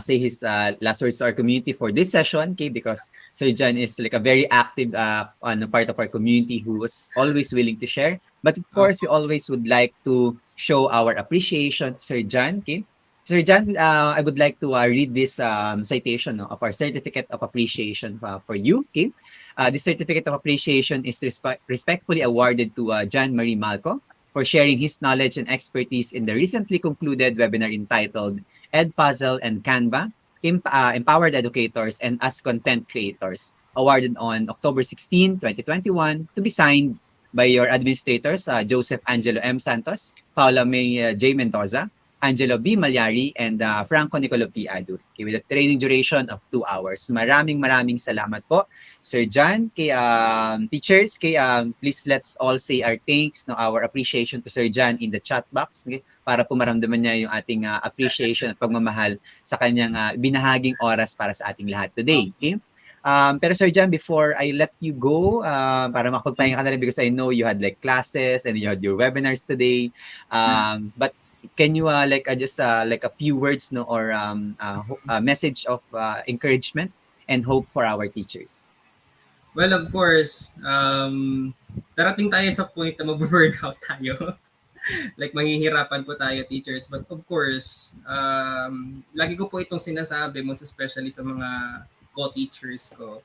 Isipin na lang po natin yung mga estudyante po natin. At of course, our future as well. Most especially sa time natin ngayon, sobrang hirap po talaga. That is why marami po tayong ma-maximize na tools. Kaya maganda yung series ngayon ng Kaagapay about educational technology. Because of course, the main purpose of technology is para pagaanin yung trabaho po natin, yung workload po natin. Kasi minsan may mga, there are other people who would think na the use of technology ay complicated, very complex. But of course, there is a beauty behind what we are doing, most especially if we will integrate po technology sa ating pagtuturo. Tulad ng sinabi ko kanina in my quotation, if we are making things messy, if we are making things something fun or beautiful, we will definitely remember it. And mas ma-appreciate tayo ng estudyante if they will see our dedication and creativity, most especially sa mga presentations po natin. Maraming salamat, Sir John, for that beautiful message at encouragement to our teachers. Okay, so Sir John, okay, will now of course not take much of your time for your rest. Okay, so maraming salamat po ulit, and hopefully this will not again be the last. Your second already at Kaagapay Teacher Support, but we hope that you could always provide us or spend time with us to share your expertise with our community. Okay? Of So course, maraming salamat, Sir John. Okay? Paalam po. Goodbye. Okay, so teachers, okay, we'll now move on to our second speaker for this afternoon. Okay, for our second session, okay, we'll now be talking about yet powerful tools. Hindi naman ako nagmamayabang, but this is just one of the top 40 tools, top number 17 to be exact, among the different EdTech tools in the world. Okay, ito is sa pinaka-interactive, okay, dynamic tools that we're going to have, and of course, okay, we can't there's no one else best to talk about Edpuzzle here in the Philippines, okay, other than our very own Edpuzzle ambassador. So let me introduce, okay, our second speaker for today, okay. Sir Alwin S. Reclosado is a mathematics teacher in Xavier School. He is a technology integrator in the classroom and also advocates for the appropriate use of technology in the teaching and learning process. He is an Edpuzzle ambassador in the Philippines, Quizzes certified super trainer, Wakelet ambassador, Google certified educator level 1, K Academy verified educator Kahoot, certified mentor and coach, Quizzes game changer, Quizzes recognized community professional development presenter, and Explain Everything explainer level 1. Through the various technology tools he employs in the classroom, he aims to transform technology into teachnology. So let us welcome into our stream for today, Sir Alwin Reclosado. Okay, I don't think teachers I think yung bio note hindi actually does not do justice sa plethora of achievements ni Sir Alwin pagdating sa technology integration. Okay, so Sir Alwin, good afternoon and welcome to our stream. Good afternoon, Sir Franco. Maraming salamat po sa pag-invite sa akin ulit. It's my first time. Yeah. Medyo alam ko kinakabahan ka ngayon. Sabi nga dito ni Teacher Kennedy Tabon, idol ko yang si Sir Alwin Reclosado. Naku, dami po nag-idolize kay Sir Alwin Reclosado pagdating sa pag-share at saka sa kanyang dynamism pagdating sa technology integration. Kaya Sir Alwin, siguro bago bago bigay sa iyo yung floor, why not give our audience our overview of what they're going to expect for your session. Yes, Sir Franco. So, sa pagbabalik ko sa pag-share sa Edpuzzle dito sa KTS. So, initially, na-share ko na yung basics at tapos na-share na din natin sa ating Edpuzzle Pilipinas. So, ngayon, ang isi-share ko yung walkthrough ng mga updates ng Edpuzzle kung saan mas magagamit natin at kung saan natin mas magagamit ang Edpuzzle at paano natin mapapadali ang mga activities natin bilang teachers sa paggamit ng Edpuzzle. So, more on the updates, 2021 updates of Edpuzzle.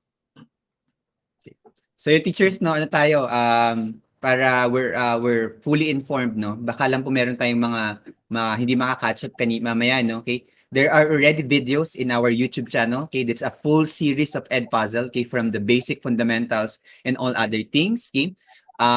So what we're going as mentioned by Sir Alvin ngayon, he's going to be focusing on the updates, okay? So pwede po tayong makinig muna ngayon, okay? Pag na-confuse po tayo, we can always go back to the other videos on Edpuzzle, okay? So teachers, good luck on this last part of our session for today, okay? Sir Alvin, okay? Good luck din po sa inyong session. Okay, so I'll turn the floor to you now.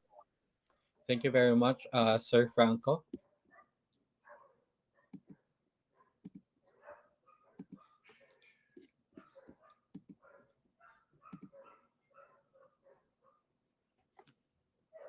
So bago po ako mag-start, shout out kay Sir Kennedy Tabon. He is my classmate sa Baguio. Shout out din po kay Sir Jeffrey Beltran at sa aking kabatchmate sa Wakelet Ambassador, Wave 31st Wave, Sir Reynald Pablo.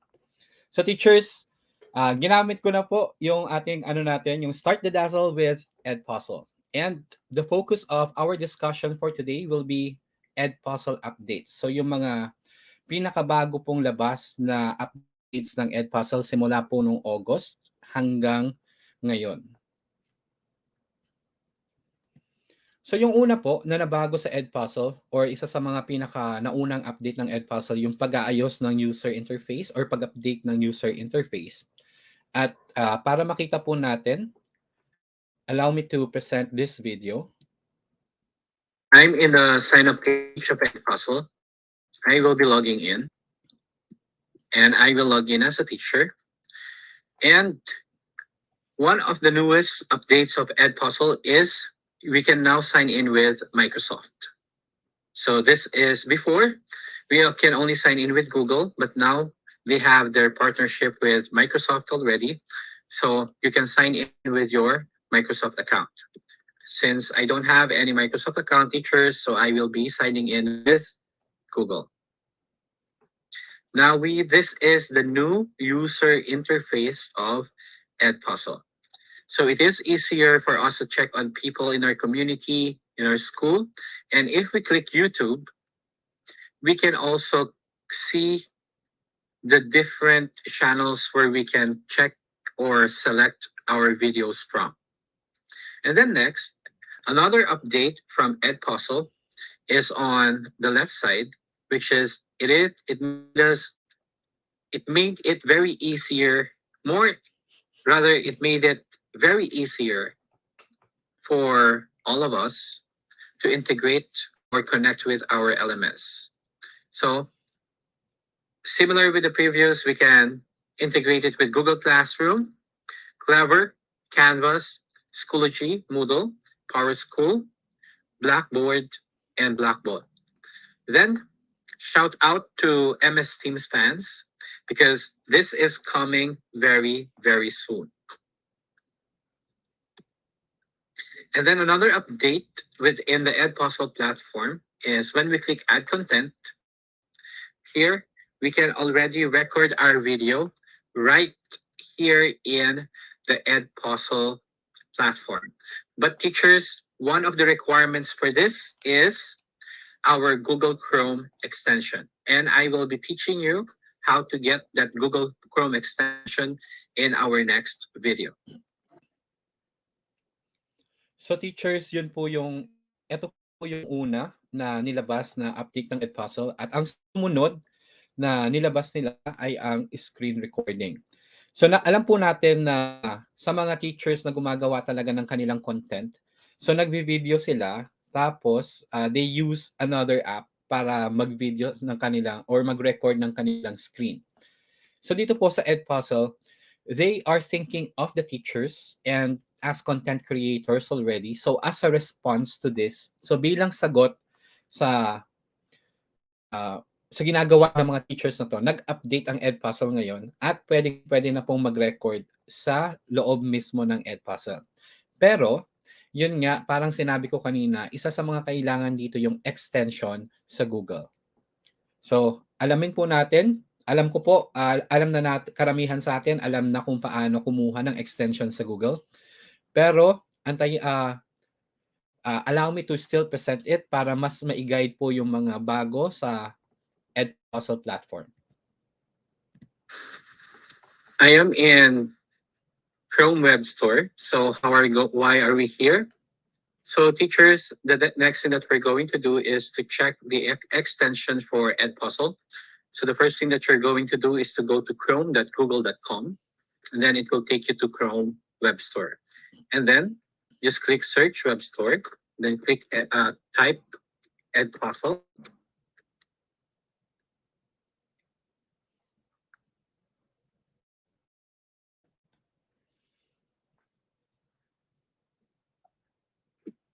So we see here the Edpuzzle extension. So in my case, it's already added, but for you teachers, just please click it, and then you install the Edpuzzle extension. What is the importance of this extension? So for example, we have here, we go to YouTube.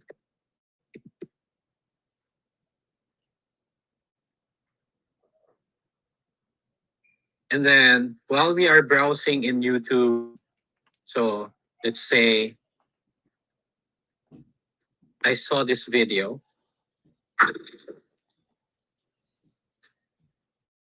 I saw this video on loss of exponents from math antics. What you see here, teachers, is that I have this special yellow button here, and this is Edit with Edpuzzle. So this is one of the power of the interconnection of YouTube and Edpuzzle, or Google in general, together with Edpuzzle. So all you have to do, if you are interested with this video or any video that you encounter in YouTube, all you have to do is to click Edit with Edpuzzle. And magic is taking place. There you have it, teachers. You don't have to copy and paste anymore or do whatever or have any other tasks. Just click that, and we already have, or we are already in Edpuzzle, wherein we can embed questions, multiple choice questions, open-ended questions, and notes. And we can edit the video. And once again, teachers, a reminder is that we cannot add our voiceover, since this video is not our own video, but it is from Math Antics. Then once we are done editing, once again, don't forget to click Finish. So teachers, that is one of the uses of the integration of Edpuzzle, or the extension of Google Chrome extension of Edpuzzle. So the next thing that I am going to show, o yung susunod ko pong ipapakita, paano naman kung gusto nating mag-record mismo ng video natin sa platform ng Edpuzzle. So ito, napakadali po, teachers, one click lang. Tapos makakapagsimula na tayo sa pag-record ng ating video. So kanina kung galing sa YouTube, tapos i-edit natin sa Edpuzzle. Ngayon naman, bilang actual content creators, o kung gusto po natin na gawing video lesson yung ating mga PowerPoint presentations, Canva presentations, Keynote, then napakadali na po sa paggamit ng Edpuzzle. Ipapakita ko po sa inyo yung sample kung na ginawa ko para dito sa presentation na ito? I'm in the homepage of Edpuzzle, and now we will add a content or record a video directly through Edpuzzle. So how are we going to do this? So all you have to do is to add content and then click record video. In recording our video, we have different options. First, let us take a look at the options for our microphone and the options for our camera. So for example, I want Crisp, a virtual microphone, and then I will be using Crisp camera video. Then when we have also options here if you want to record a tab, desktop, or your camera only. So when you, for example, let's try desktop, then start recording. So here we will be given options on what we're going to record or where will we be recording, either our entire screen, video, or window rather, or Chrome tab. So I will be choosing a window, and then I will click share. Then I'll open this. Now, for example, this is linear equations on involving word problems.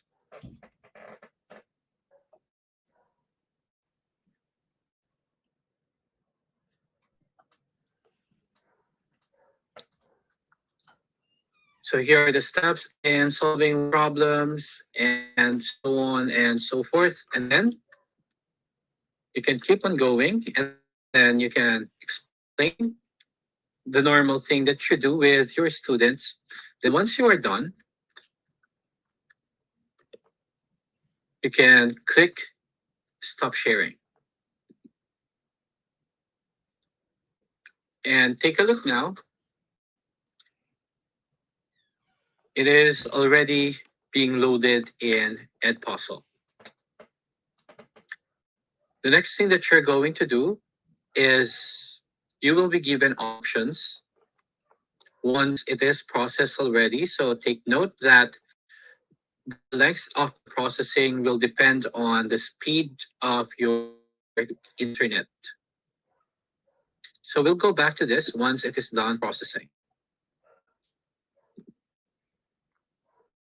Now our video is ready. So we have different options already to work on this. So if you want to edit our video immediately, so we can go and click trim video. So we go through the normal process that we usually do. So what we do is, for example, we don't need this initial part. So we can keep on playing it until when we have this there. So for example, I want my video to start here. So I will drag.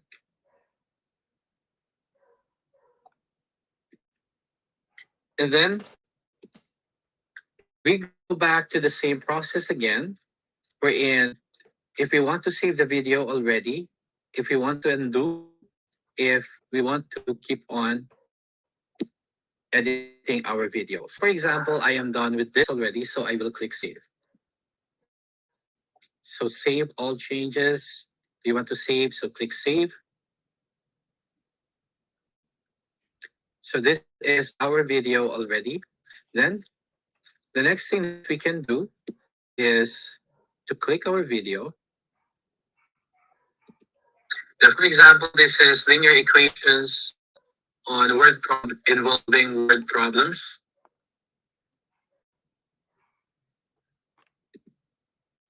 So there, and then please don't forget to add a title. So for example, I will add the title here.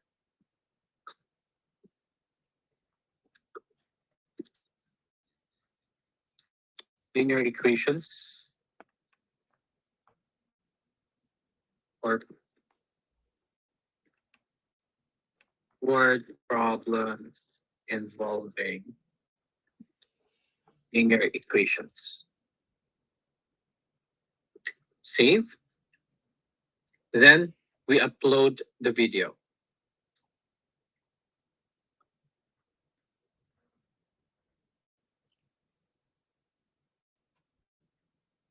Now, the video is already hosted in Edpuzzle successfully. Now, since I am the owner of this video, I can add additional voice or voiceover for my students. And then I can continue editing if I want to add multiple choice questions, open-ended questions, or no. So teachers, there you have it. That is how to record a video using Edpuzzle or within the platform of Edpuzzle. Once you are done, please don't forget to click finish. And when you go back to my content, it will be set here and it will take a few moments for it to be fully uploaded in your Edpuzzle contents. So teachers, yun po yung paano mag-upload or gumawa ng video mismo sa within the Edpuzzle platform. At syempre po teachers, yung mga considerations natin dito.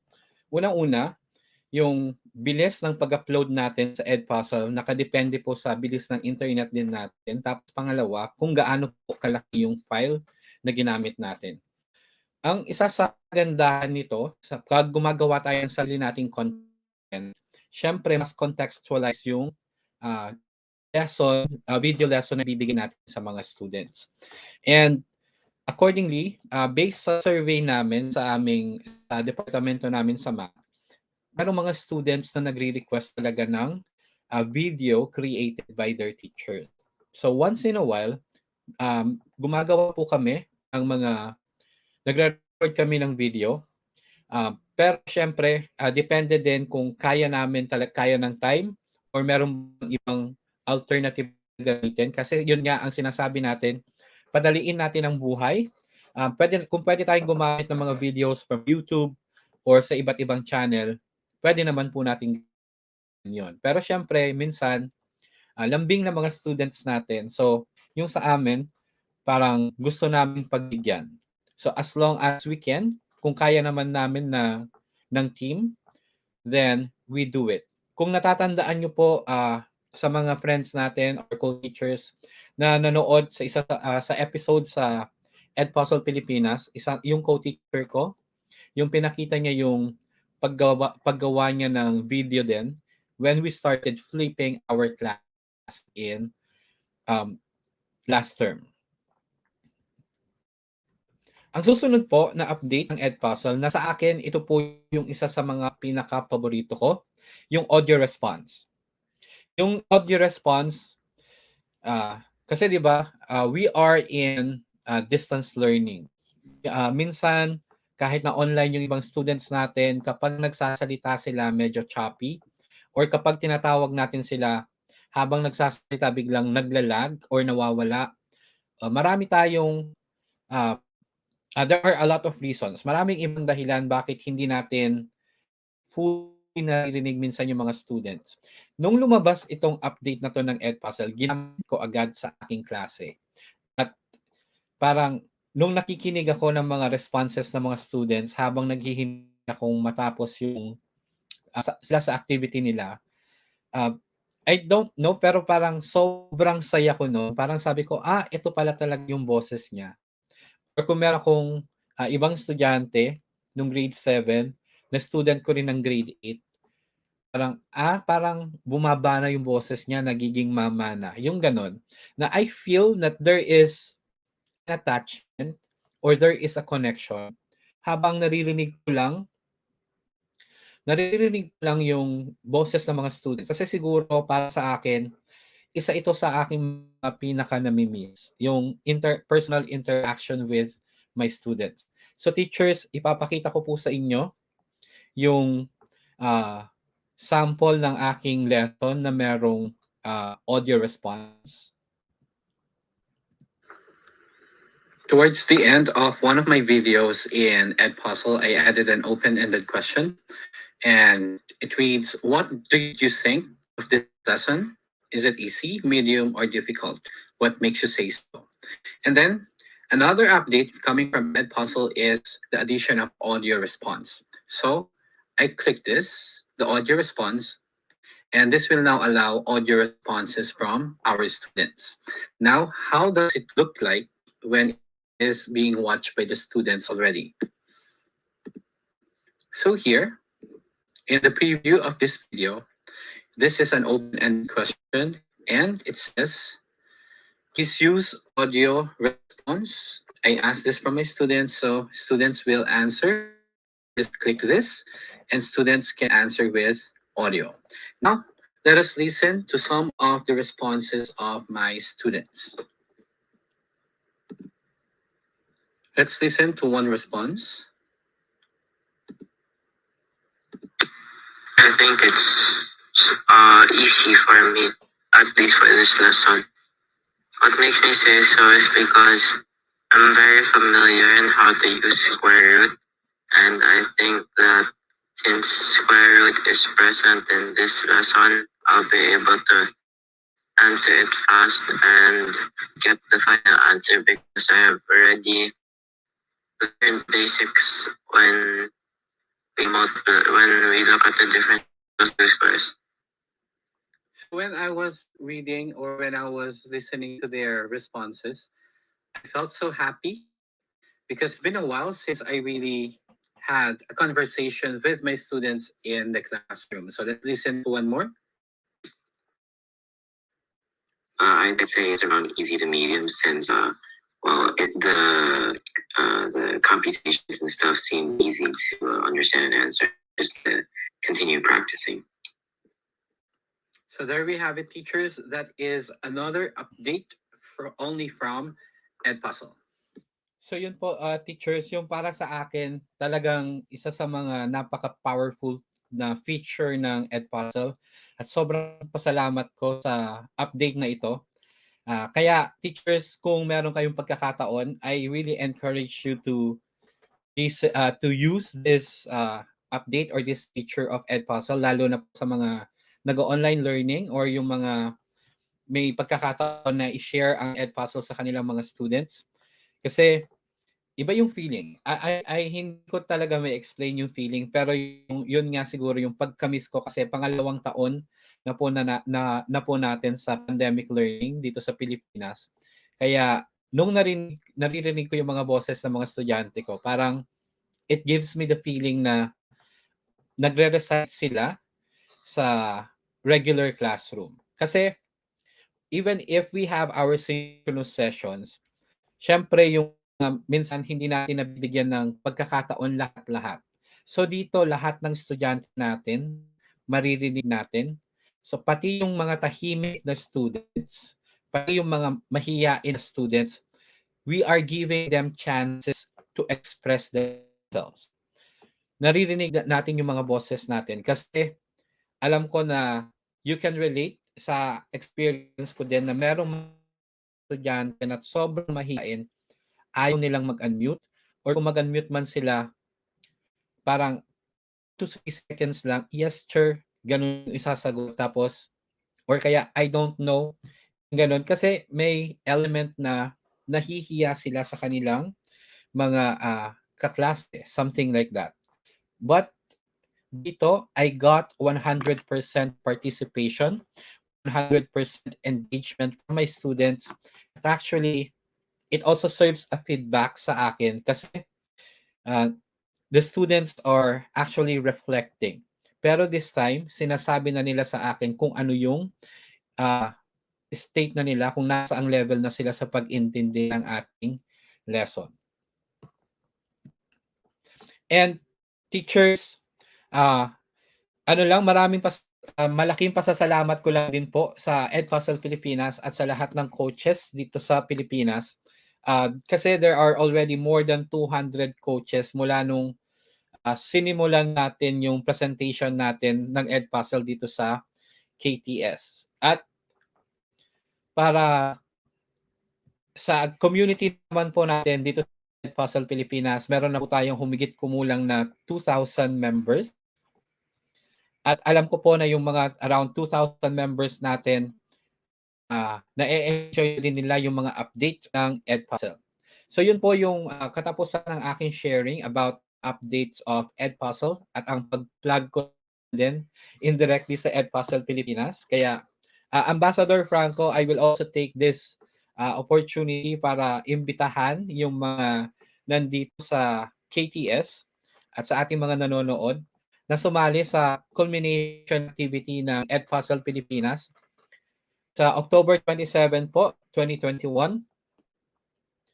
At abangan po natin ang Coaches Summit na gaganapin sa November 26, 2021 at marami pong mga bagong ganap na mangyayari dito sa Edpuzzle Pilipinas. At lagi ko pong sinasabi lalo na sa mga post ko, padaliin ang buhay, i-Edpuzzle na yan. So teachers, meron na lang akong one last na ipapakita sa inyo. Gusto ko pong i-share sa inyo kung paano, parang yung kanina, kasi it is parang ang saya lang na Canva, lumabas yung Canva kanina at ginamit yung Canva at ginagamit din namin ito sa aming klase. At meron mga pagkakataon na gusto nating gamitin natin yung mga applications natin tapos gamitin natin ng sabay-sabay. This time, mag-share lang po ako ulit ng screen.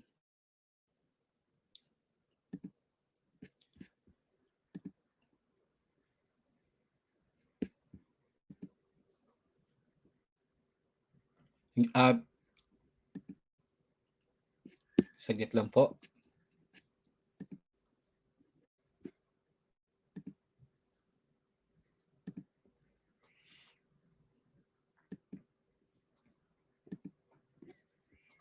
So dito teachers, so nandito po tayo ngayon sa Edpuzzle.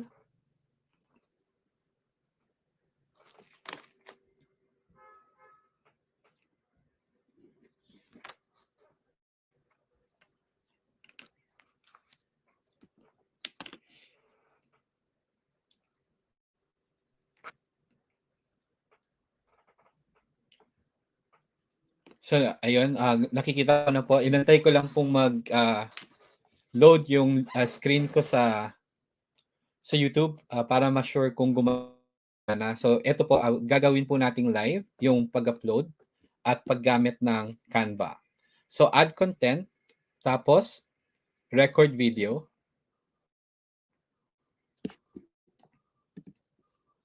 Yun po gagamit, depende po kung parang yung sinabi ko kanina, microphone input. Usually, ako po gumagamit ako ng virtual microphone para mawala yung background noise. Pero kung meron po kayong nire-record na other audio, so magkakaroon po ng problema ito. So hindi ko po sinasuggest ang paggamit ng virtual audio kung kailangan nyo po ay virtual microphone. Kung meron din pong audio yung gagamitin ninyo na o yung ire-record ninyo. Tapos sa camera, so meron po tayong options, crisp, FaceTime or yung podcast. So gagamitin ko po yung crisp video. Tapos desktop, sa start recording. I-click lang po natin ito. Tapos pipili na po tayo kung aling window ang gusto nating i-record or tab. So for example, ako po sa Chrome tab, i-record ko po ang video and surface area. Canva po ang gagamitin natin. So yung para maging proud po sa atin si Sir Marco rather. So dito po yung next na gagawin natin, click present. Kung nakikita nyo din po features yung sa screen ko, nandito po yung nandito po yung mukha ko, so possible na makita ng mga students sa akin, yung nakikita sa akin ng students. Then next, i-click lang po natin ang present. Pasensya na po, nagloloko yata ang internet ko. Mag-try lang po ako ibalik lang po natin.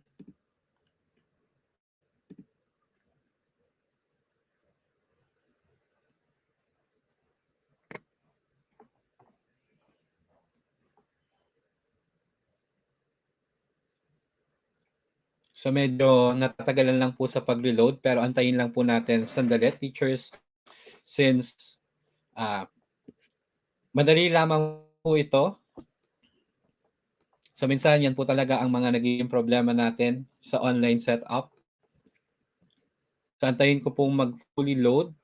So eto na po, bumalik na po yung present. So i-click lang po natin yung present.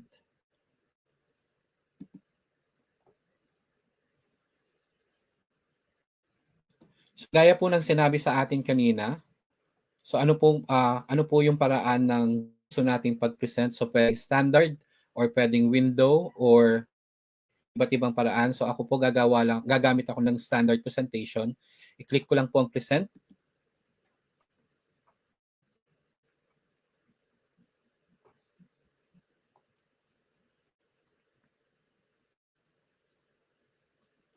So antayin lang po natin na mag-load. So eto na po yung aking presentation. At kung nakikita nyo po na nandun din yung mukha ko dito sa video. So next. So mag-present lang po tayo or mag-discuss lang po tayo gaya ng kung paano tayo nagdi-discuss.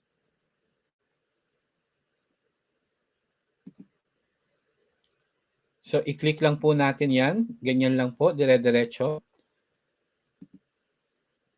So parang we are already making our content. So para lang po sa other teachers na mahilig gumamit ng Canva at paano natin i-app smash ang Canva at ang Edpuzzle. So ito po yung paraan. So Edpuzzle is giving us a lot of ways na mag-record ng ating sarili, gumawa ng ating content. And malaking tulong po ito kasi kunwari meron kayong mga students din minsan na absent or nangangailangan ng additional support.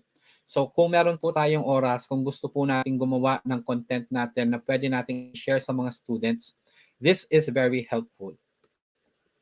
Then after na po nun, teachers, yung parang sinabi ko din kanina, ang susunod po na gagawin natin ay mag-stop sharing.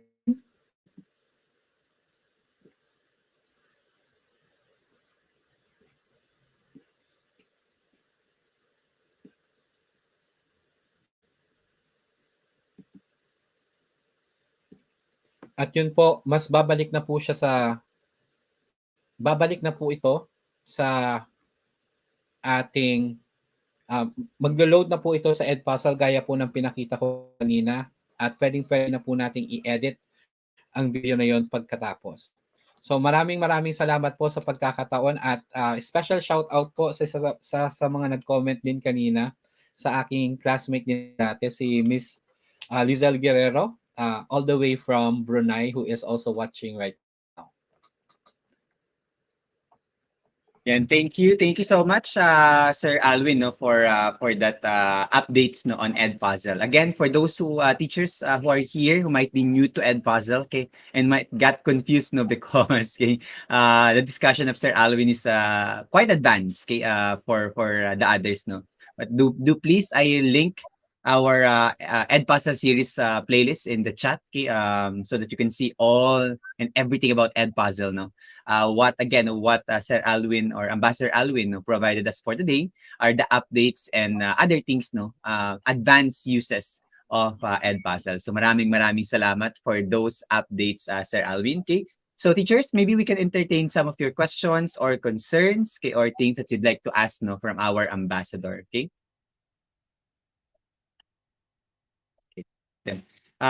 Sir Alwin, aside from that, no, meron pa bang mga like hindi pa naman announced, pero if you're going to be like suggesting any updates for Edpuzzle, ano yung mga wish list mo so far ngayon?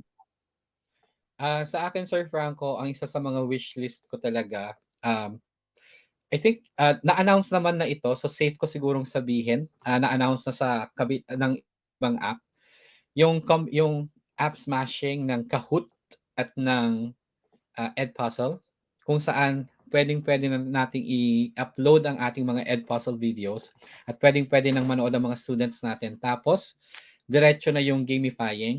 And then, yun din yung isa sa mga wish list ko aside from Kahoot. So para mas marami tayong chances of winning, um, sa mga yung paano din i-app smash ang quizzes at ang Edpuzzle. So parang at kasi isa sa mga ways na nakikita ko to engage our students talaga yung pag-gamify aside sa panonood ng video. So makikita natin kung um, na-process din ng mga students natin yung mga questions natin. So aside sa mga in-embed nating questions sa uh, Edpuzzle, pwede tayong magbigay ng mga follow-up questions. And what's the best way for us to engage our students more? Kung hindi sa paggamit natin ng mga additional tools. Pero yun nga, mas maganda sana kung one-stop shop na lang yun. Yes, indeed, 'no? Tsaka grabe yung level up tsaka, engagement niyan kapag naka-app smash na yung, quizzes tsaka Edpuzzle, 'no? Ngayon Kahoot and Edpuzzle pa lang. And of course 'no, parating na rin yung, Edpuzzle and, Microsoft Teams, 'no? So for those who are using, Microsoft Teams, 'no, you'll, be able to use, from inside 'no, yung, Edpuzzle, okay? At iba yung dynamics, Sir Alvin, pag nasa loob yung Edpuzzle ng isang LMS, no? It's much easier to assign homeworks. It's much easier to engage your students, okay, exclusively in your classes. Okay. So, teachers, if there are no questions, I think there are no questions, no, Sir Alvin. Things were presented really well. Okay. So I hope that you get to explore, teachers, our the new features of Edpuzzle. Okay. And yun nga po, nasabi nga ni Sir Alwin, wag niyo pong kakalimutan, kay October 27, okay, will be the culmination of Edpuzzle series, okay? We will be giving a lot of cash prizes, no? I'm not saying it's 10,000 pesos, pero mukhang 10,000 pesos ang magiging cash prize natin, no, for our Edpuzzle series culmination on October 27, plus swag bags here and there, and possibly we're not saying, no, baka rin magkaroon ng mga free Edpuzzle accounts, okay, for your schools, okay, ang ano, no, for the culmination. So abangan po natin, that's a 3-hour long session, okay, on Wednesday, no, medyo mahaba po yun kasi marami po tayong gagawin, okay, on Wednesday. Cash prizes, sharing of coaches experiences, all other things that we need to know about Edpuzzle. Plus, Sir Alvin, huwag natin kakalimutan that the school success manager of Edpuzzle will be gracing our event, okay? Miss Celia Alvarez, okay? Our APAC and Europe EdTech specialist, okay, will also be coming in, Nikki Foot and Mr. Bogdan, no, to help us or to give us more about Edpuzzle. And sabi nga namin, okay, we are already on the plans, no, we're already planning and designing our coaches summit for November. So lahat ng mga Edpuzzle coaches po namin dyan ngayon, okay, sa Pilipinas, please make sure to mark your date, November 26. Sa mga hindi pa po Edpuzzle coaches, please do so. Maybe Sir Alvin, you can comment. Can we flash in YouTube, or can you send me the link to our Edpuzzle coach application so our teachers can apply, okay? That's going to be exclusive, no, teachers, for our Edpuzzle coaches, no. So make sure po natin by November 26, Edpuzzle coaches na tayong lahat, okay, para makasali po tayo sa project na yun. Kasi uulan din po ng prizes, ng accounts, no, and all other things you can expect from that very big event, no. Para po yung conference, okay? So Edpuzzle conference po yan sa Pilipinas, okay? Sponsored by Edpuzzle Inc. Sa November 26. Yes, okay. Thank you, Sir Jay. Maraming salamat. Okay, so teachers, okay, kung wala na po tayong questions or concerns, ito pala, meron pala isang question from teacher Jasmine, okay? Let's just address it, Sir Alwin, before we end our session. I'm trying to look for options to download my recorded video at Edpuzzle. Pwede ba siya ma-download? Ay, Sir Alwin, no? Paki-confirm na, hindi po so far, no? Yes, sir. Unfortunately, hindi po natin pwedeng i-download yung mga in-upload nating video sa Edpuzzle. Kasi yung platform po natin for now, nag-ooperate siya fully online. At yung mga iba't ibang activities po natin dito, mawawala din yung nilagay natin if ever that happens. So pati yung mga analytics ng Edpuzzle or ibang features ng Edpuzzle. So parang nagwo-work lang po talaga sa within the platform. At kaya minsan kailangan nating integrate sa iba't ibang learning management system para mas ma-enjoy natin yung iba't ibang features ng Edpuzzle. Pero wag po tayong mag-alala din ano, kasi na-bring up na rin po namin 'yan bilang kami po ang inyong mga Edpuzzle ambassadors sa Pilipinas, okay? We are your voice, okay? So pinaabot na rin po namin 'yan. We have communicated no to Edpuzzle Inc. Of any possibility of an offline modality of Edpuzzle. But again, they said no, they'll be discussing it, they'll be talking about it. No promises yet, okay? But the guarantee po no, or the assurance for all of us is that they'll be doing their best so that we can the platform becomes more flexible and more accessible, especially for teachers no with problems in connectivity. Okay, so don't worry. Okay. Yes, mostly no teacher Kadi Judge Shahad, okay, our coach summit no will be mostly in English, even the culmination because we have foreign guests okay, during that time. Okay, so don't worry. For that session, okay, it will be mostly in English. Okay, I know that teacher Kadi Haj had some problems today, you know, because there are some code switching that happened all throughout the event. Okay. Okay, walang problema po. Teacher Jasmine ng Imperial, okay? Okay, oh, the form is not in English. Is this sir, did we post the link was the ano? That's the application for the Edpuzzle coach profile. Okay. So teachers know what I posted is for for your profiles, okay? We'll also post, okay? We'll just wait for Sir Alvin. Sir Alvin, can we get also the link to the Edpuzzle coach application? Okay. I think teacher Kadihaj had some confusion. No? Okay. Teacher Kadija, that form is for if you're applying for an Edpuzzle coach profile, okay, not to become an Edpuzzle coach. Okay. Sorry Don't for worry. that. Okay. Sure. Don't worry. No problem, Sir Alwin. Okay, so again, teachers, okay, while Sir Alwin is at that, no, and we'll be posting it in a while. Okay, we'd like to invite you first, okay, before we end our session, okay, on our next session, okay, on Thursday, okay. So Thursday, teachers, okay, we'll be exploring no Apple and iOS tools naman po tayo no for 21st century education tools. Okay, so we'll be having Sir Regan Austria, okay, the Senko Link representative, okay, an EdTech specialist, okay, to give us ideas about what tools are available for those who are using iOS tools, okay. So ito na po yung link for Edpuzzle Coach. If you want to become an Edpuzzle Coach, okay, here's where you will apply, okay? But don't forget po, no, to become an Edpuzzle Coach, the prerequisite is that you are at least Edpuzzle Educator Level 1, okay? Yung requirement niya, no? Okay? And after taking the Edpuzzle Educator Level 1, you are now allowed to take on and apply for Edpuzzle Coach Edpuzzle Coach status, okay?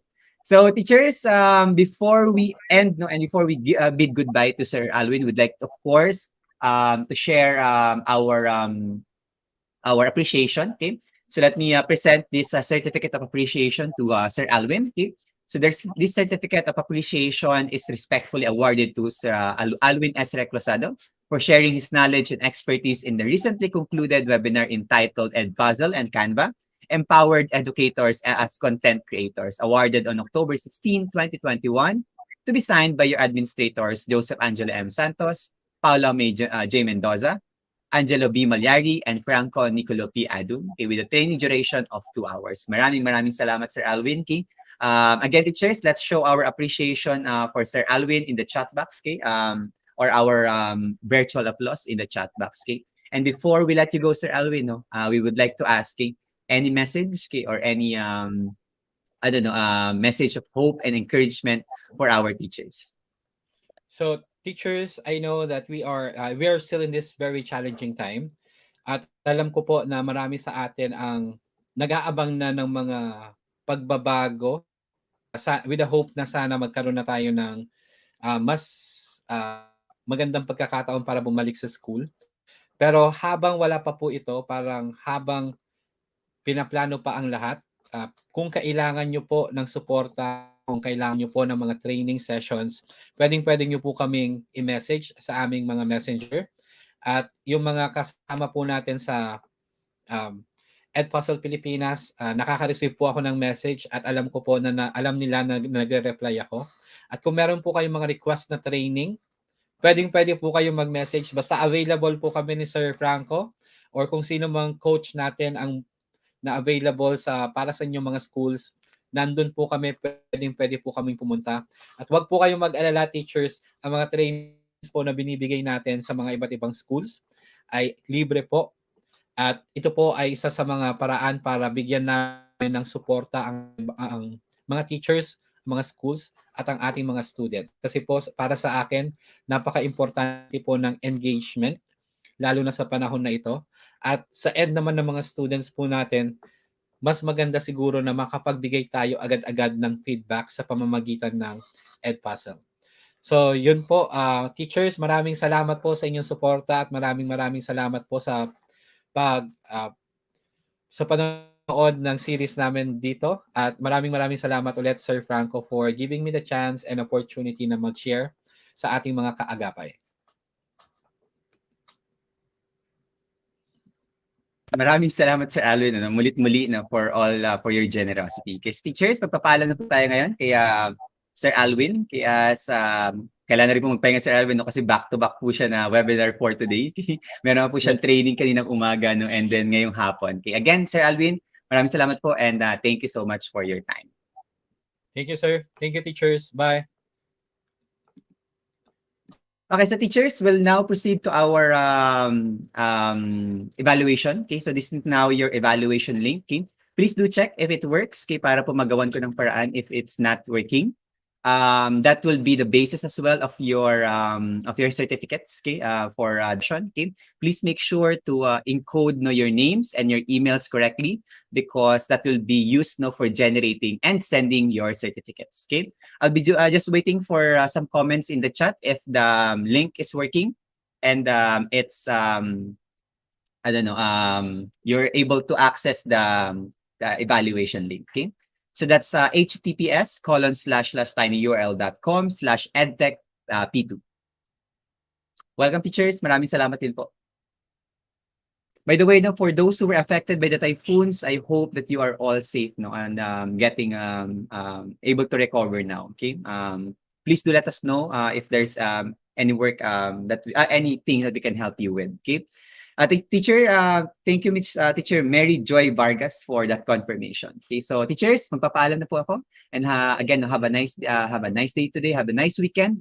We will see you again on Thursday for our third installment of our EdTech series. Okay, our October series on the EdTech Festival. Okay, maraming salamat po. Have a great day, teachers.